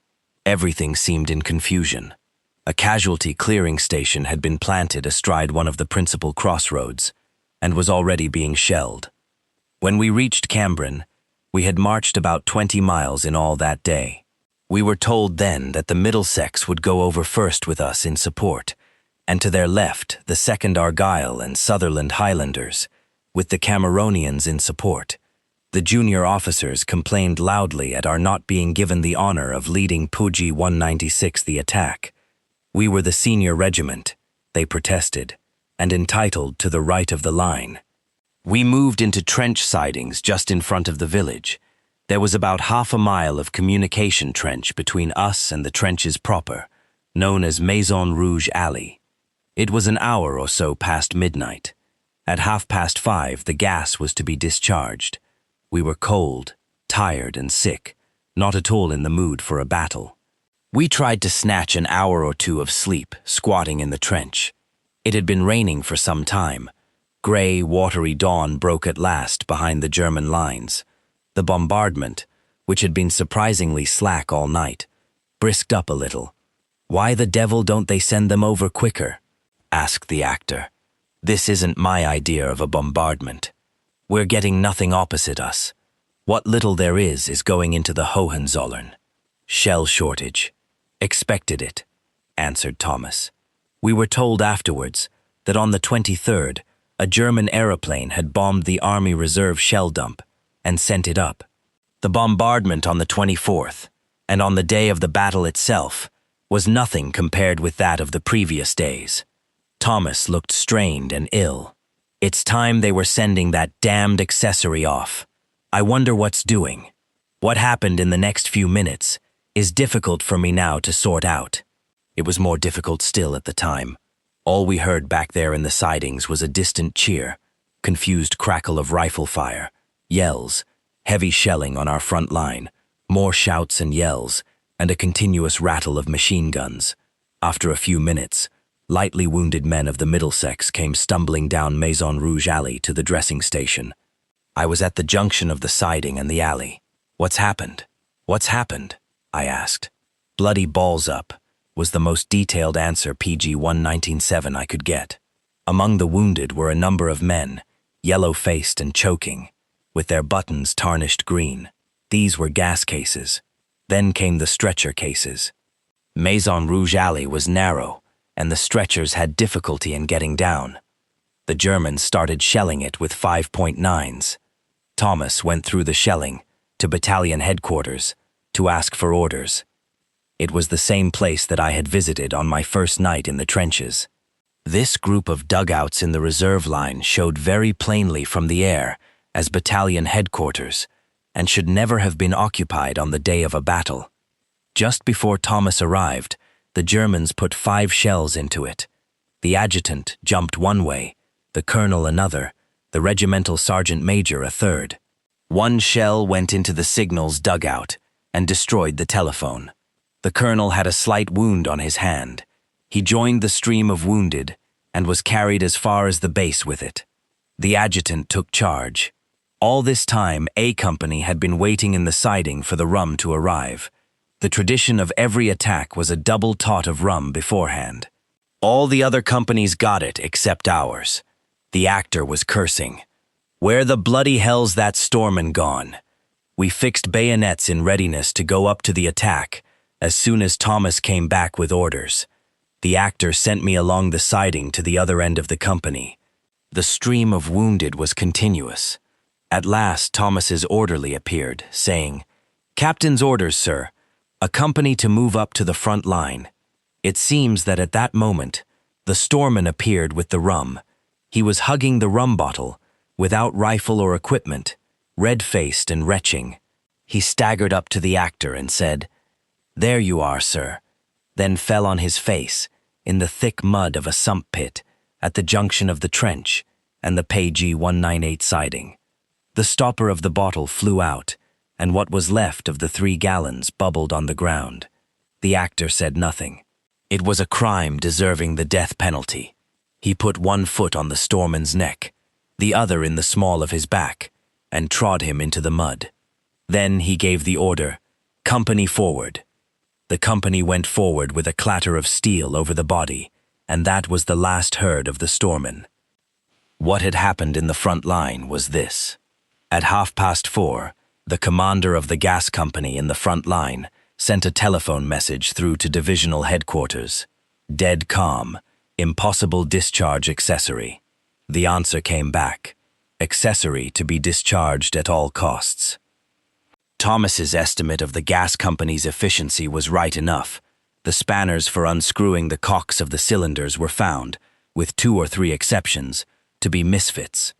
The gas men rushed about shouting and asking each other for the loan of an adjustable spanner. They discharged 1 or 2 cylinders with the spanners that they had. The gas went whistling out, formed a thick cloud a few yards away in no man's land, and then gradually spread back into the trenches. The Germans had been expecting the attack. They immediately put their gas helmets on, semi-rigid ones, better than ours. Bundles of oily cotton waste were strewn along the German parapet and set alight as a barrier to the gas. Then their batteries opened on our lines. The confusion in the front trench was great.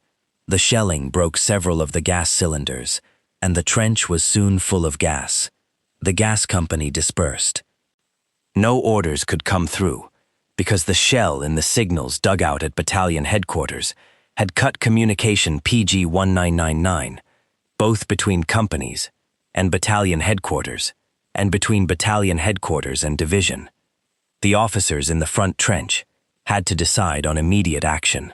2 companies of the Middlesex, instead of waiting for the intense bombardment which was to follow the 40 minutes of gas, charged at once and got as far as the German wire, which our artillery had not yet attempted to cut. What shelling there had been on it was shrapnel and not high explosive. Shrapnel was no use against barbed wire. The Germans shot the Middlesex men down. It is said that 1 platoon found a gap and got into the German trench, but there were no survivors of the platoon to confirm the story. The Argyll and Sutherland Highlanders went over too, on their left. 2 companies, instead of charging at once, rushed back to the support line out of the gas-filled front trench and attacked from there. It will be recalled that the front line had been pushed forward in preparation for the battle. These companies were therefore attacking from the old front line. The barbed wire entanglements in front of this trench had not been removed, so that they were caught and machine-gunned between their own front and support lines. The leading companies were equally unsuccessful. When the attack started, the German NCOs had jumped up on the parapet to encourage their men. It was a Jaeger regiment, and their musketry was good. The survivors of the first 2 companies of the Middlesex were lying in shell craters close to the German wire, sniping and making the Germans keep their heads down. They had bombs to throw, but these were nearly all of a new type issued for the battle. The fuses were lit on the match-in-matchbox principle, and the rain had made them useless. The other 2 companies of the Middlesex soon followed Purgy 200 in support. Machine gun fire stopped them halfway. Only 1 German machine gun was now in action. The others had been knocked out by rifle or trench mortar fire. Why the single gun remained in action is a story in itself. It starts like this. British colonial governors and high commissioners had the privilege of nominating one or two officers from their countries to be attached in wartime to the regular British forces. Under this scheme, the officers appointed began as full lieutenants. The Governor-General of Jamaica, or whatever his proper style may be, nominated the 18-year-old son of a rich Jamaica planter. He was sent straight from Jamaica to the 1st Middlesex. He was good-hearted enough, but of little use in the trenches. He had never been out of the island in his life, and, except for a short service with the West Indian militia, knew nothing of soldiering.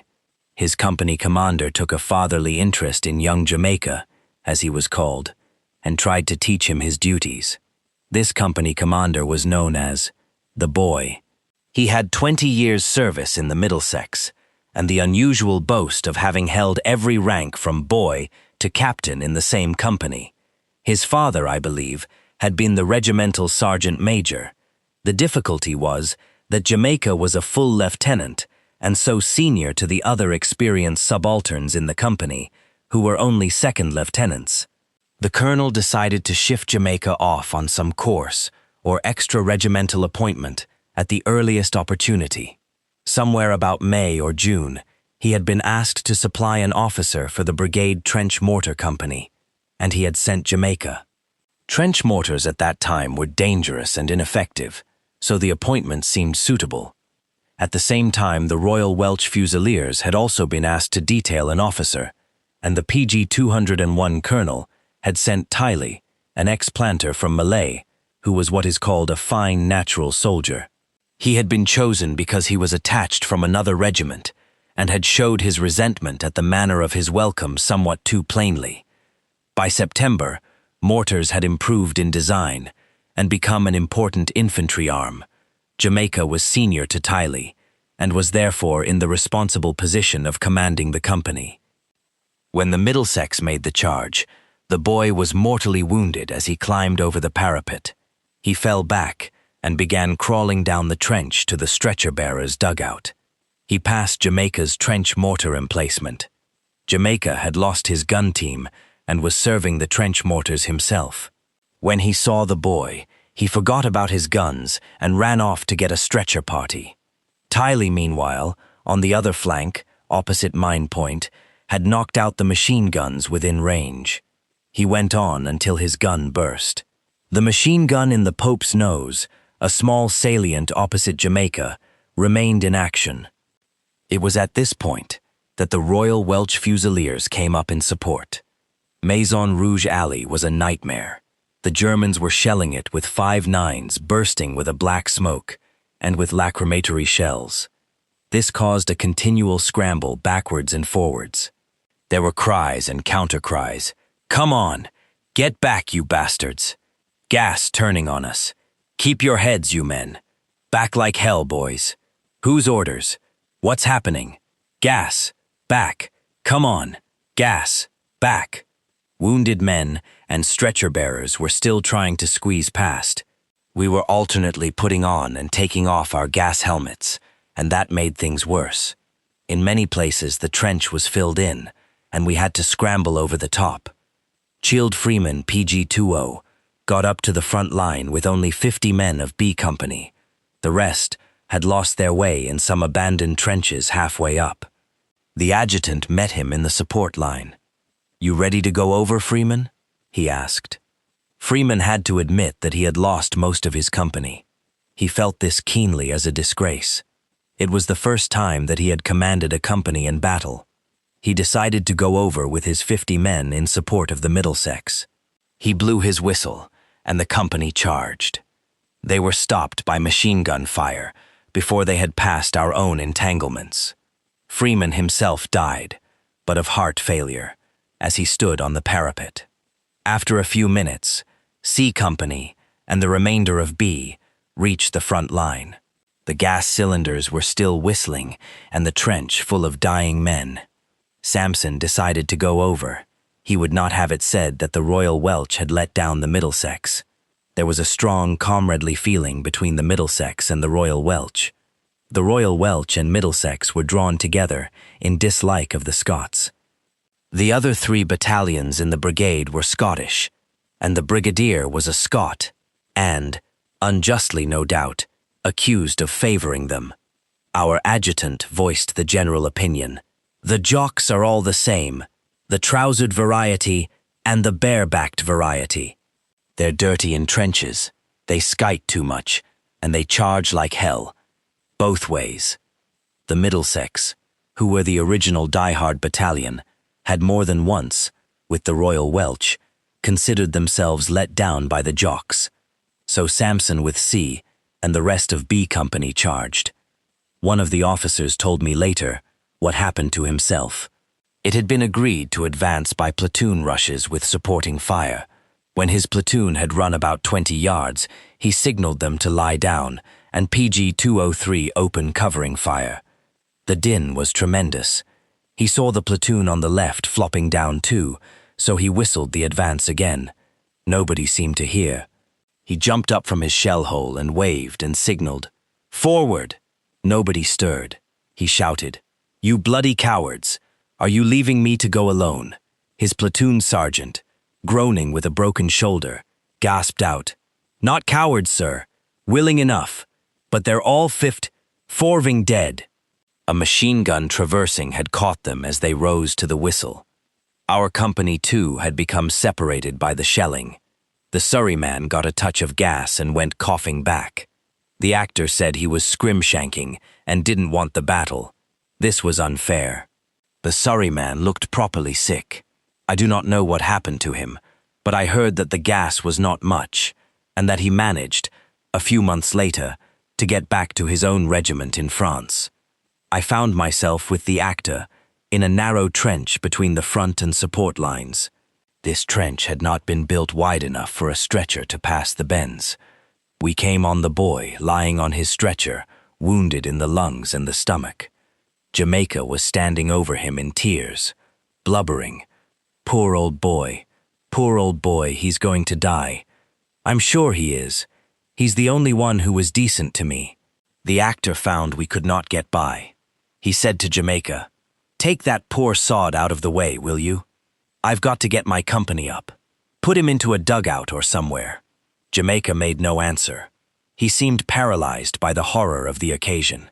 He could only repeat, "Poor old boy. Poor old boy." "Look here," said the actor. "If you can't shift him into a dugout, we'll have to lift him on top of the trench. He can't live now, and we're late getting up." "No! No!" Jamaica shouted wildly. The actor lost his temper PG-204 and shook Jamaica roughly by the shoulders. "You're the bloody trench mortar wallah, aren't you?" he asked fiercely. Jamaica nodded miserably. "Well, your battery is 100 yards from here. Why the hell aren't you using your gas pipes on that machine gun in the Pope's nose?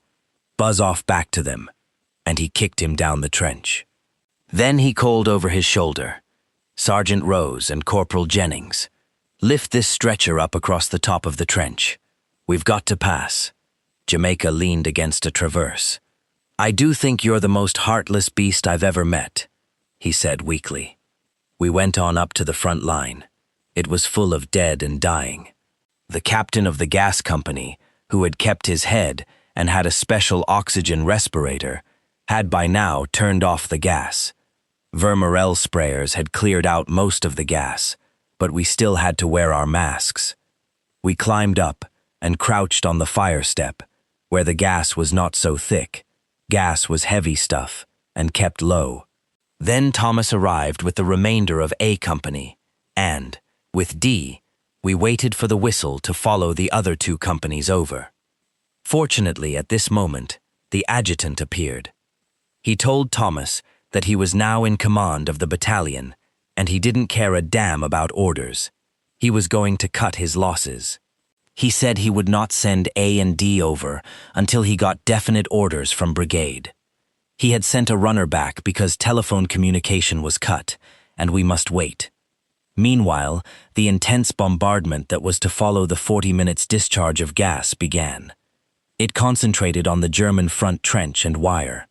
A good deal of it was short, and we had further casualties in our trenches. The survivors of the Middlesex and of our B and C companies in craters in no man's land suffered heavily. PG 205. My mouth was dry, my eyes out of focus, and my legs quaking under me. I found a water bottle full of rum and drank about half a pint. It quieted me, and my head remained clear. Samson was lying wounded about 20 yards away from the front trench. Several attempts were made to get him in. He was very badly hit and groaning. 3 men were killed in these attempts, and 2 officers and 2 men wounded.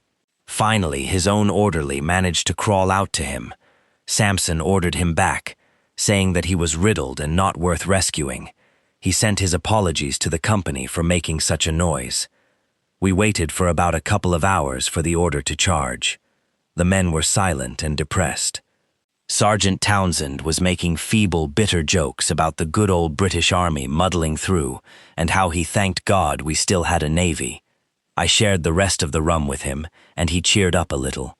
Finally, a runner came, with a message that the attack was off for the present. Rumors came down the trenches of a disaster similar to our own in the brick stack area, where the 5th Brigade had gone over, and again at Givenchy, where it was said that men of the 6th Brigade at the Duck's Bill salient had fought their way into the enemy trenches, but had been bombed out, their own supply of bombs failing. It was said, however, that things were better on the right, where there had been a slight wind to take the gas over.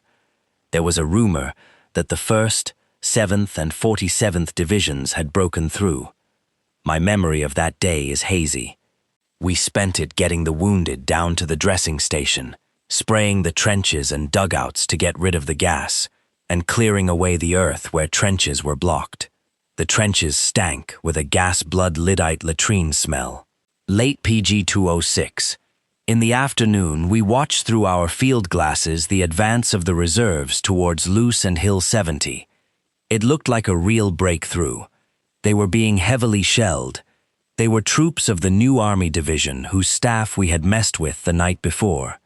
Immediately to the right of us was the Highland Division, whose exploits on that day Ian Hay has celebrated in the first 100,000.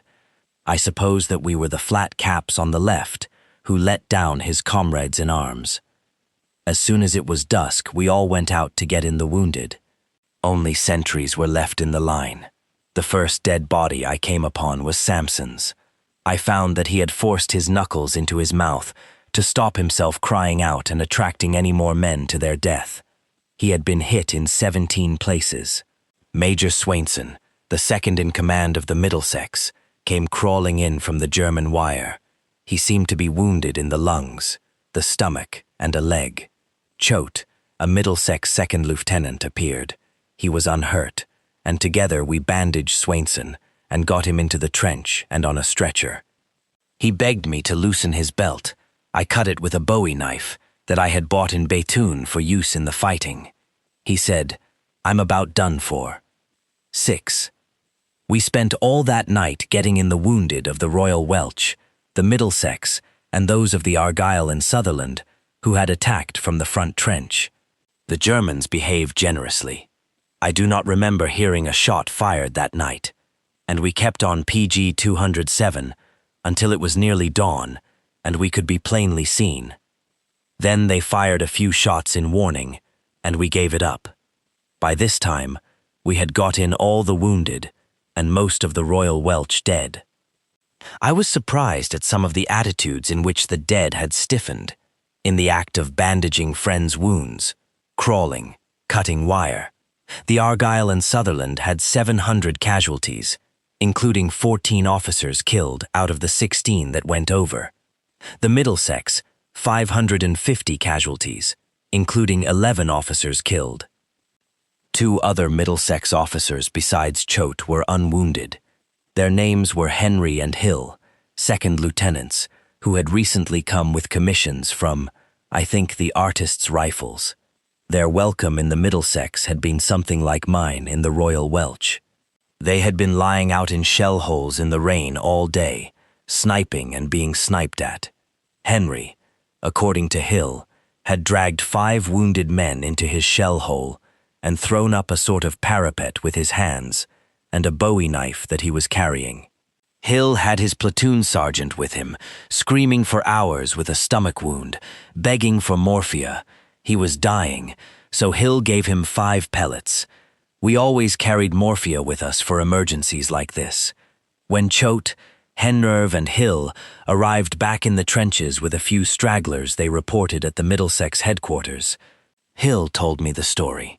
The colonel and the adjutant were sitting down to a meat pie when he and Henry arrived. Henry said, "Come to report, sir. Ourselves and about 90 men of all companies. Mr. Choate is back, unwounded too." They looked up dully. The colonel said, "So you've come back, have you?" "Well, all the rest are dead. I suppose Mr. Choate had better command what's left of PG 208A Company. The bombing officer will command what's left of B." The bombing officer had not gone over, but remained with headquarters. Mr. Henry goes to C Company, Mr. Hill to D. The Royal Welch are holding the front line. We are here in support. Let me know where to find you if I want you. Good night. There was no offer to have a piece of meat pie or a drink of whiskey, so they saluted and went miserably out. They were called back by the adjutant. "Mr. Hill!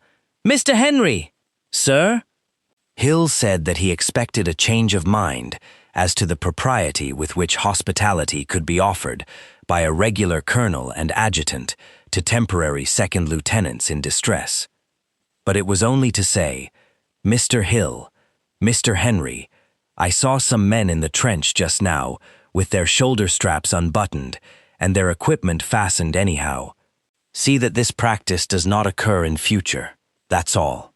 Henry heard the colonel from his bunk, complaining that he had only 2 blankets and that it was a deucedly cold night. Choate arrived a few minutes later and reported. The others had told him of their reception. After he had saluted and reported that Major Swainson, who had been thought killed, was wounded and on the way down to the dressing station, he leaned over the table, cut a large piece of meat pie, and began eating it. This caused such surprise that nothing further was said. He finished his meat pie and drank a glass of whiskey, saluted, and joined the others. Meanwhile, I had been given command of the survivors of B Company. There were only 6 company officers left in the Royal Welch. Next morning there were only 5. Thomas was killed by a sniper. He was despondently watching the return of the new army troops on the right. They had been pushed blindly into the gap made by the PG 209 advance of the 7th and 47th Divisions on the previous afternoon.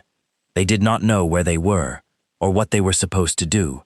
Their ration supply had broken down. So they flocked back, not in a panic, but stupidly, like a crowd coming back from a cup final. Shrapnel was bursting above them. We noticed that the officers were in groups of their own. We could scarcely believe our eyes. It was so odd. Thomas need not have been killed, but he was in the sort of mood in which he seemed not to care one way or the other. The actor took command of A. We lumped our companies together after a couple of days, for the sake of relieving each other on night watch and getting some sleep. The first night I agreed to take the first watch, waking him up at midnight. When I went to call him, I could not wake him up. I tried everything. I shook him, shouted in his ear, poured water over him, banged his head against the side of the bed. Finally, I threw him on the floor. I was desperate for want of sleep myself, but he was in a depth of sleep from which nothing could shake him, so I heaved him back on the bunk and had to finish the night out myself. Even stand to failed to arouse him. I woke him at last at 9 o'clock in the morning, and he was furious with me for not having waked him at midnight. The day after the attack, we spent carrying the dead down to burial and cleaning the trench up as well as we could. That night, the Middlesex held the line, while the Royal Welch carried all the unbroken gas cylinders along to a position on the left flank of the brigade, where they were to be used on the following night, September 27th. This was worse than carrying the dead. The cylinders were cast iron and very heavy, and we hated them. The men cursed and sulked, but got the carrying done.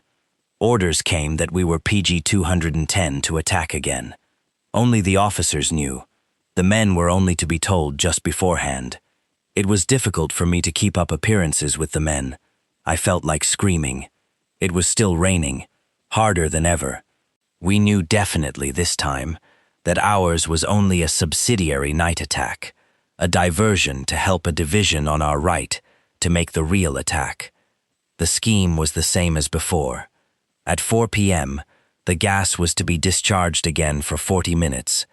Then came a quartet of an hour's bombardment, and then the attack. I broke the news to the men about 3 o'clock. They took it very well. The relations of officers and men and of senior and junior officers had been very different in the excitement of the attack. There had been no insubordination, but a greater freedom, as if everyone was drunk together. I found myself calling the adjutant Charlie on one occasion. He appeared not to mind it in the least. For the next 10 days, my relations with my men were like those I had with the Welsh regiment. Later, discipline reasserted itself, and it was only occasionally that I found them intimate. At 4 p.m., then, the gas went off again. There was a strong wind, and it went over well. The gasmen had brought enough spanners this time. The Germans were absolutely silent. Flares went up from the reserve lines, and it seemed as though all the men in the front line were dead. The brigadier decided not to take too much for granted. After the bombardment, he sent out 25 men and an officer of the Cameronians as a feeling patrol. The patrol reached the German wire. There was a burst of machine gun and rifle fire, and only 2 wounded men regained the trench. We waited on the fire step from 4 to 9 o'clock, with fixed bayonets, for the order to go over. My mind was a blank, except for the recurrence of Snees min spy, Snees pag 211 smint spy. I don't like ham, lamb, or jam, and I don't like roly-poly. The men laughed at my singing. The sergeant who was acting company sergeant major said to me, "It's murder, sir." "Of course it's murder, you bloody fool," I agreed. "But there's nothing else for it, is there?" It was still raining, but when I sees a snice smint spy, I asks for a helping twice. At 9 o'clock, we were told that the attack was put off. We were told to hold ourselves in readiness to attack at dawn. No order came at dawn, and no more attacks were promised us after this. From the morning of September 24th to the night of October 3rd, I had in all 8 hours of sleep. I kept myself awake and alive by drinking about a bottle of whiskey a day. I had never drank it before, and have seldom drank it since. It certainly was good then. We had no blankets, greatcoats, or waterproof sheets. We had no time or material to build new shelters, and the rain continued. Every night, we went out to get in the dead of the other battalions. The Germans continued to be indulgent, and we had few casualties. After the first day or two, the bodies swelled and stank. I vomited more than once while superintending the carrying. The ones that we could not get in from the German wire continued to swell until the wall of the stomach collapsed, either naturally or punctured by a bullet. A disgusting smell would float across. The color of the dead faces changed from white to yellow-gray, to red, to purple, to green, to black, to slimy. On the morning of the 27th, a cry was heard from no man's land. It was a wounded man of the Middlesex who had recovered consciousness after 2 days. He was close to the German wire. Our men heard it and looked at each other. We had a lance corporal called Baxter, and he was Parch 21-212 tender-hearted. He was the man to boil up a special dixie of tea for the sentries of his section when they came off duty. When he heard the wounded man cry out, he ran up and down the trench, calling for a volunteer to come out with him and bring the man in. Of course, no one would go. It was death to put one's head over the trench. He came running to ask me. I excused myself as the only officer in the company. I said I would come out with him at dusk, but I would not go now, so he went out himself. He jumped quickly over the parapet, then strolled across waving a handkerchief. The Germans fired at him to frighten him, but he came on, so they let him come up close. They must have heard the Middlesex man themselves. Baxter continued towards them, and when he got up to the Middlesex man, he stopped and pointed to show the Germans what he was at. Then he dressed the man's wounds, gave him a drink of rum and some biscuit that he had with him, and told him that he would come back again for him in the evening. He did come back for him with a stretcher party, and the man eventually recovered. I recommended Baxter for the Victoria Cross, being the only officer who had seen the thing done, but he only got a Distinguished Conduct Medal. The actor and I had decided to get into touch with the battalion on our right. It was the 10th Highland Light Infantry. I went down their trench sometime in the morning of the 26th.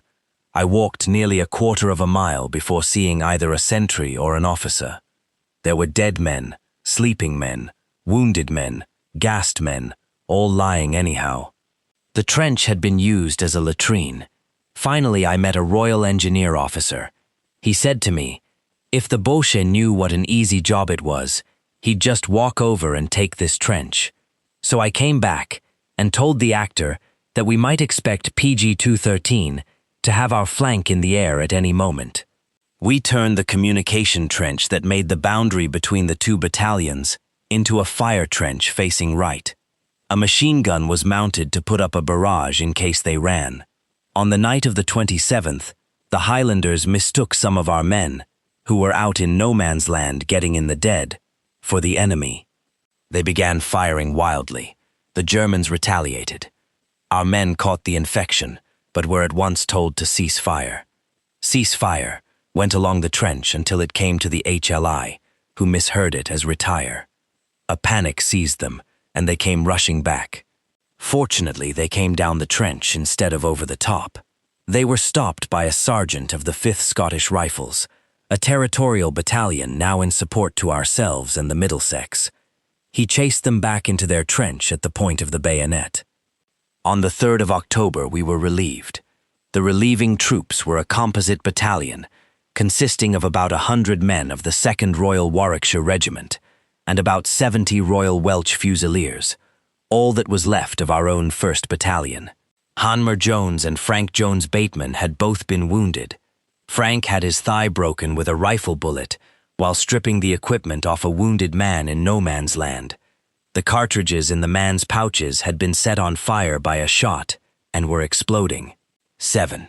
We went back to Sailly-la-Bourse for a couple of days, where the colonel rejoined us with his bandaged hand, and then further back to Anazin, a little village near Bethune, where I lodged in a 2-roomed cottage with an old woman called Adelphine Heu. PG-214, Fixed T. At Anazin, we reorganized. Some of the lightly wounded rejoined for duty, and a big draft from the 3rd Battalion arrived, so that in a week's time, we were nearly 700 strong, with a full complement of officers. Old Adelphine made me comfortable. She used to come into my room in the morning when I was shaving and tell me the local gossip, how stingy her daughter-in-law was, and what a rogue the mayor was, and about the woman at Fouquier who had just been delivered of black twins. She said that the Kaiser was a bitch and spat on the floor to confirm it. Her favorite subject was the shamelessness of modern girls. Yet she herself had been gay and beautiful and much sought after when she was young, she said. She had been in service as lady's maid to a rich draper's wife of Bethune and had traveled widely with her in the surrounding country and even over the border into Belgium. She asked me about the various villages in which I had recently been billeted and told me scandal about the important families who used to live in each. She asked me if I had been in La Bassée.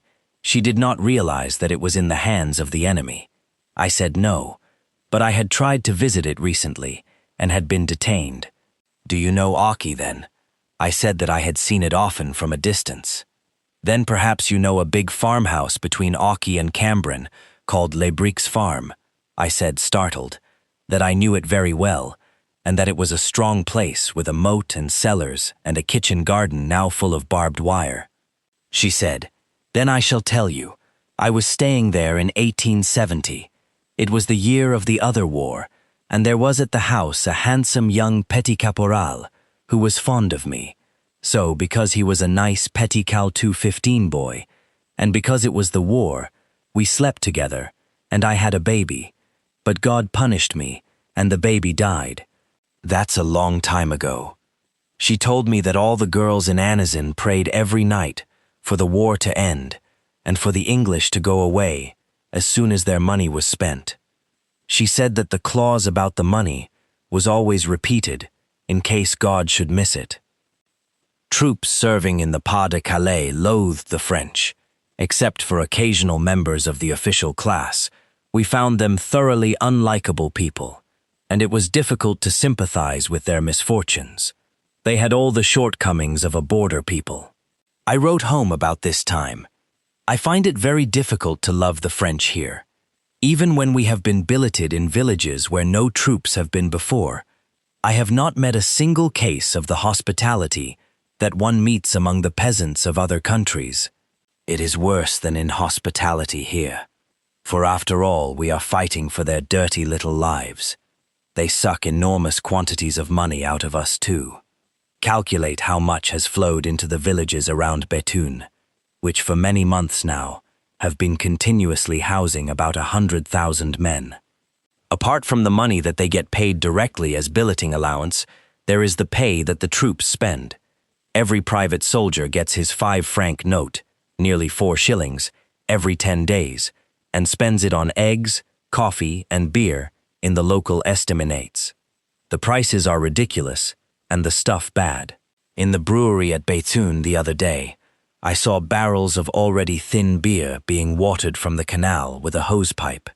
The estaminet keepers water it further. The fortunes made in the war were consolidated after the Versailles Treaty, when every peasant in the devastated areas, PG 216 staked preposterous compensation claims for the loss of possessions that he had never had. It was surprising that there were so few clashes between the British and French as there were. The Pas de Calais French hated us and were convinced that when the war was over, we intended to stay and hold the Channel ports. It was impossible for us at the time to realize that it was all the same to the peasants, whether they were on the German or the British side of the line. It was a foreign military occupation anyhow. They were not at all interested in the sacrifices that we were making for their dirty little lives.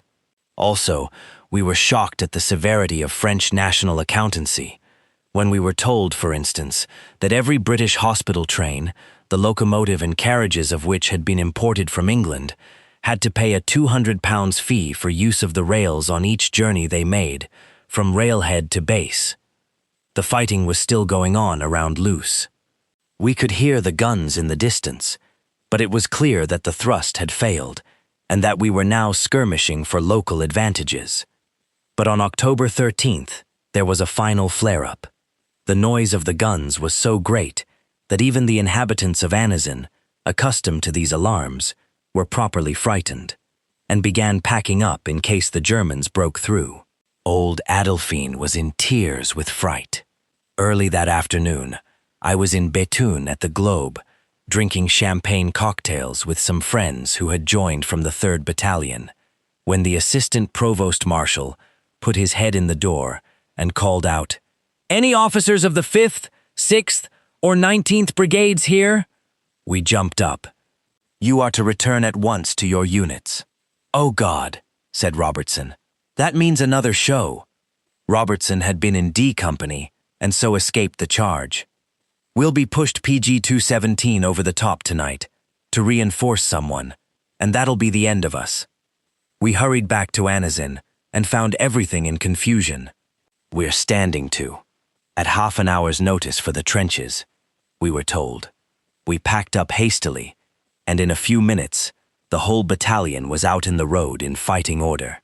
We were to go up to the Hohenzollern redoubt, and were now issued with new trench maps of it.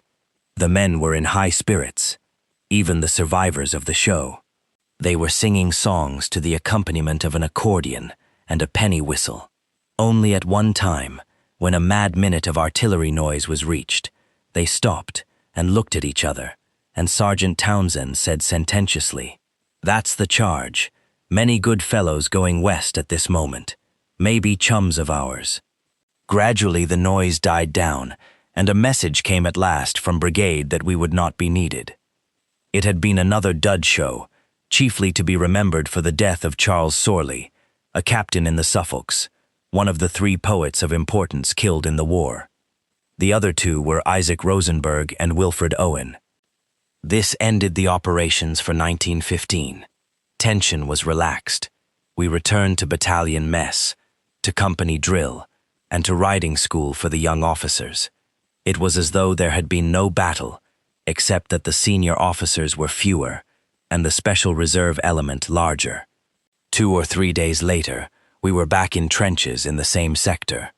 In October, I was gazetted a captain in the 3rd Special Reserve Battalion.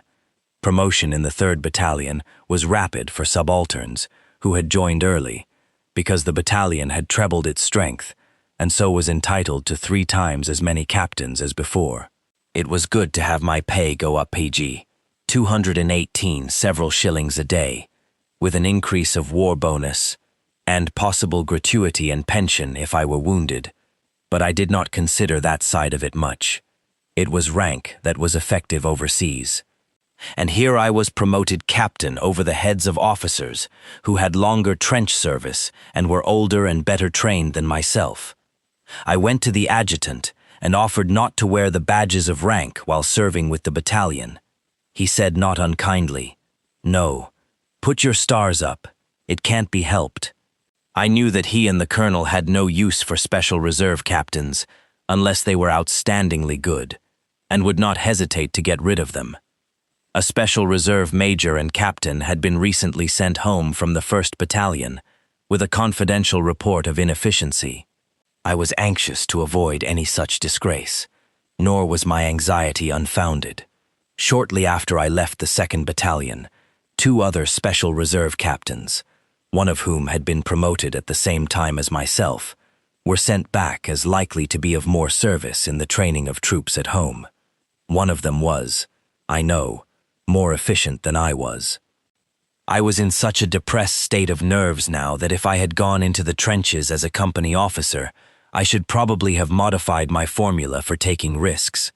Fortunately, I had a rest from the front line, being attached to the brigade sappers. Hill of the Middlesex was also having this relief. He told me that the Middlesex colonel had made a speech to the survivors of the battalion as soon as they were back in billets, telling them that the battalion had been unfortunate, but would soon be given an opportunity of avenging its dead and making a fresh and, this time he hoped, successful attack upon La Bassée. "I know you diehards. You will peg do 19 go like lions over the top." Hill's servant had whispered confidentially to Hill. "Not on purpose, I don't, sir. The sapping company specialized in maintaining communication and reserve trenches in good repair. I was with it for a month before being returned to ordinary company duty. My recall was a punishment for failing, one day when we were in billets, to observe a paragraph in battalion orders requiring my presence on battalion parade. My remaining trench service with the 2nd Battalion this autumn was uneventful. There was no excitement left in patrolling, no horror in the continual experience of death. The single recordable incident I recall was one of purely technical interest, a new method that an officer named Owen and myself invented for dealing with machine guns firing at night. The method was to give each sentry a piece of string about a yard long, with a cartridge tied at each end. When the machine gun started firing, sentries who were furthest from the fire would stretch the string in the direction of the machine gun and peg it down with the points of the cartridges. This gave a pretty accurate line on the machine gun. When we had about 30 or more of these lines taken on a single machine gun, we fixed rifles as accurately as possible along them and waited for it. As soon as it started, we opened 5 rounds rapid. This gave a close concentration of fire, and no element of nervousness could disturb the aim, the rifles being secured between sandbags. Divisional headquarters asked us for a report of the method. There was a daily exchange of courtesies between our machine guns and the Germans at stand to. By removing cartridges from the ammunition belt, it was possible to rap out the rhythm of the familiar call, "Me, et me do, on in PKT lay, to which the Germans would reply, though in PG 220 slower tempo, because our guns were faster than theirs, say, Euda, men to heel first. It was late in this October that I was sent a press cutting from John Bull. Horatio Bottomley, the editor, was protesting against the unequal treatment for criminal offenses meted out to commoners and aristocrats. A young man, he said, convicted in the police court of a criminal offense, was merely bound over and put in the care of a physician, because he was the grandson of an earl. An offender not belonging to the influential classes would have been given 3 months without the option of a fine. The article described in some detail how Dick, a 16-year-old boy, had made a certain proposal to a corporal in a Canadian regiment stationed near Charterhouse College, and how the corporal had very properly given him in charge of the police. This news was nearly the end of me. I decided that Dick had been driven out of his mind by the war. There was madness in the family, I knew. He had once shown me a letter from his grandfather scrawled in circles all over the page. It would be easy to think of him as dead. I had now been in the trenches for 5 months and was getting past my prime. For the first 3 weeks, an officer was not much good in the trenches. He did not know his way about, had not learned the rules of health and safety, and was not yet accustomed to recognizing degrees of danger. Between 3 weeks and 4 months, he was at his best, unless he happened to have any particular bad shock or sequence of shocks. Then he began gradually to decline in usefulness, as neurasthenia developed in him. At 6 months, he was still more or less all right, but by 9 or 10 months, unless he had a few weeks' rest on a technical course or in hospital, he began to be a drag on the other members of the company. After a year or 15 months, he was often worse PG 221 than useless. Officers had a less laborious but a more nervous time than the men. There were proportionately twice as many neurasthenic cases among officers as among men, though the average life of a man before getting killed or wounded was twice as long as an officer's. Officers between the ages of 23 and 33 had a longer useful life than those older or younger. I was too young. Men over 40, though they did not suffer from the want of sleep so much as those under 20, had less resistance to the sudden alarms and shocks. Dr. W.H.R. Rivers told me later that the action of one of the ductless glands, I think the thyroid, accounted for this decline in military usefulness. It pumped its chemical into the blood as a sedative for tortured nerves. This process went on until the condition of the blood was permanently affected, and a man went about his tasks in a stupid and doped way, cheated into further endurance. It has taken some 10 years for my blood to run at all clean. The unfortunates were the officers who had 2 years or more continuous trench service. In many cases, they became dipsomaniacs. I knew 3 or 4 officers who had worked up to the point of 2 bottles of whiskey a day before they were lucky enough to get wounded or sent home in some other way. A 2-bottle company commander of one of our line battalions still happens to be alive, who, in 3 shows running, got his company needlessly destroyed because he was no longer capable of taking clear decisions. Aside from wounds, gas, and the accidents of war, the life of the trench soldier was, for the most part, not unhealthy. Food was plentiful, and hard work in the open air made up for the discomfort of wet feet and clothes and drafty billets. A continual need for alertness discouraged minor illnesses. A cold was thrown off in a few hours. An attack of page 222 indigestion was hardly noticed. This was true, at least, in a good battalion, where the men were bent on going home either with an honorable wound or not at all. In an inferior battalion, the men would prefer a wound to bronchitis, but would not mind the bronchitis. In a bad battalion, they did not care whether, in the trench phrase, the cow calved or the bull broke its bloody neck. In a really good battalion, as the 2nd Battalion was when I went to it first, the question of getting wounded and going home was not permitted to be raised. Such a battalion had a very small sick list. In the 1914-15 winter, there were no more than 4 or 5 casualties from trench feet in the 2nd, and the following winter, no more than 8 or 9. The don't care battalions lost very heavily indeed. Trench feet was almost entirely a matter of morale, in spite of the lecture formula that NCOs and officers used to repeat time after time to the men. Trench feet is caused by tight boots, tight puttees, or any other clothing calculated to interfere with the circulation of blood in the legs. Trench feet was caused rather by going to sleep with wet boots, cold feet, and depression. Wet boots, by themselves, did not matter. If the man warmed his feet at a brazier, or stamped them until they were warm, and then went off to sleep with a sandbag tied round them, he took no harm. He might even fall asleep with cold, wet feet, and they might swell slightly owing to tightness of boots or puttees.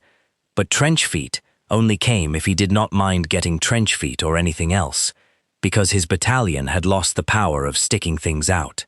At Bouchavin on the Somme in the winter of 1916-17, a battalion of dismounted cavalry lost half its strength in 2 days from trench feet.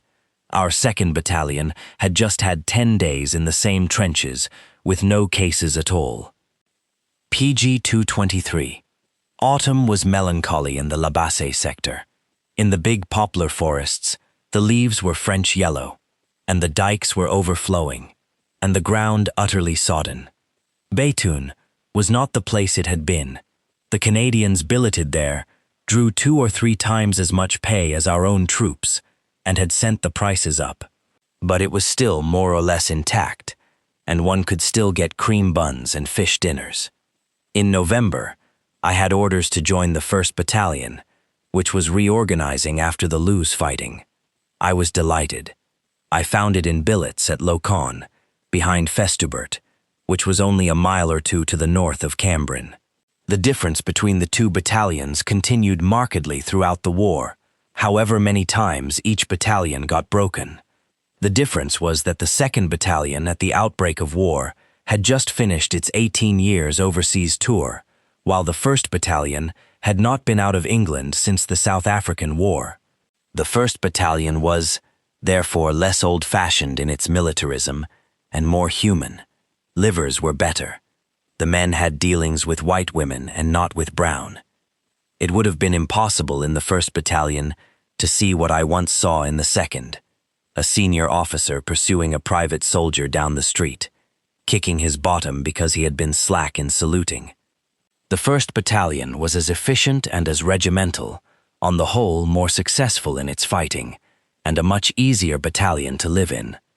The battalion already had its new company commanders, and I went as 2nd captain to young Richardson of A Company. He was from Sandhurst, and his company was one of the best that I was ever with. They were largely Welshmen of 1915 enlistment. None of the officers in the PG 224 company were more than 22 or 23 years old. A day or 2 after I arrived, I went to visit C Company, where a 3rd Battalion officer, whom I knew, was commanding. The C's greeted me in a friendly way. As we were talking, I noticed a book lying on the table. It was the first book, except my Keats and Blake, that I had seen since I came to France, that was not either a military textbook or a rubbish novel. It was the Essays of Lionel Johnson. When I had a chance, I stole a look at the flyleaf, and the name was Siegfried Sassoon. I looked round to see who could possibly be called Siegfried Sassoon and bring Lionel Johnson with him to the 1st Battalion. He was obvious, so I got into conversation with him, and a few minutes later, we were walking to Béthune, being off duty until that night, and talking about poetry. Siegfried had, at the time, published nothing except a few privately printed pastoral pieces of 1890-ish flavor, and a satire on Masefield, which, about halfway through, had forgotten to be a satire, and was rather good Masefield. We went to the cake shop and ate cream buns. At this time, I was getting my first book of poems, Over the Brazier, ready for the press. I had 1 or 2 drafts in my pocketbook and showed them to Siegfried. He told me that they were too realistic and that war should not be written about in a realistic way. In return, he showed me some of his own poems. One of them began,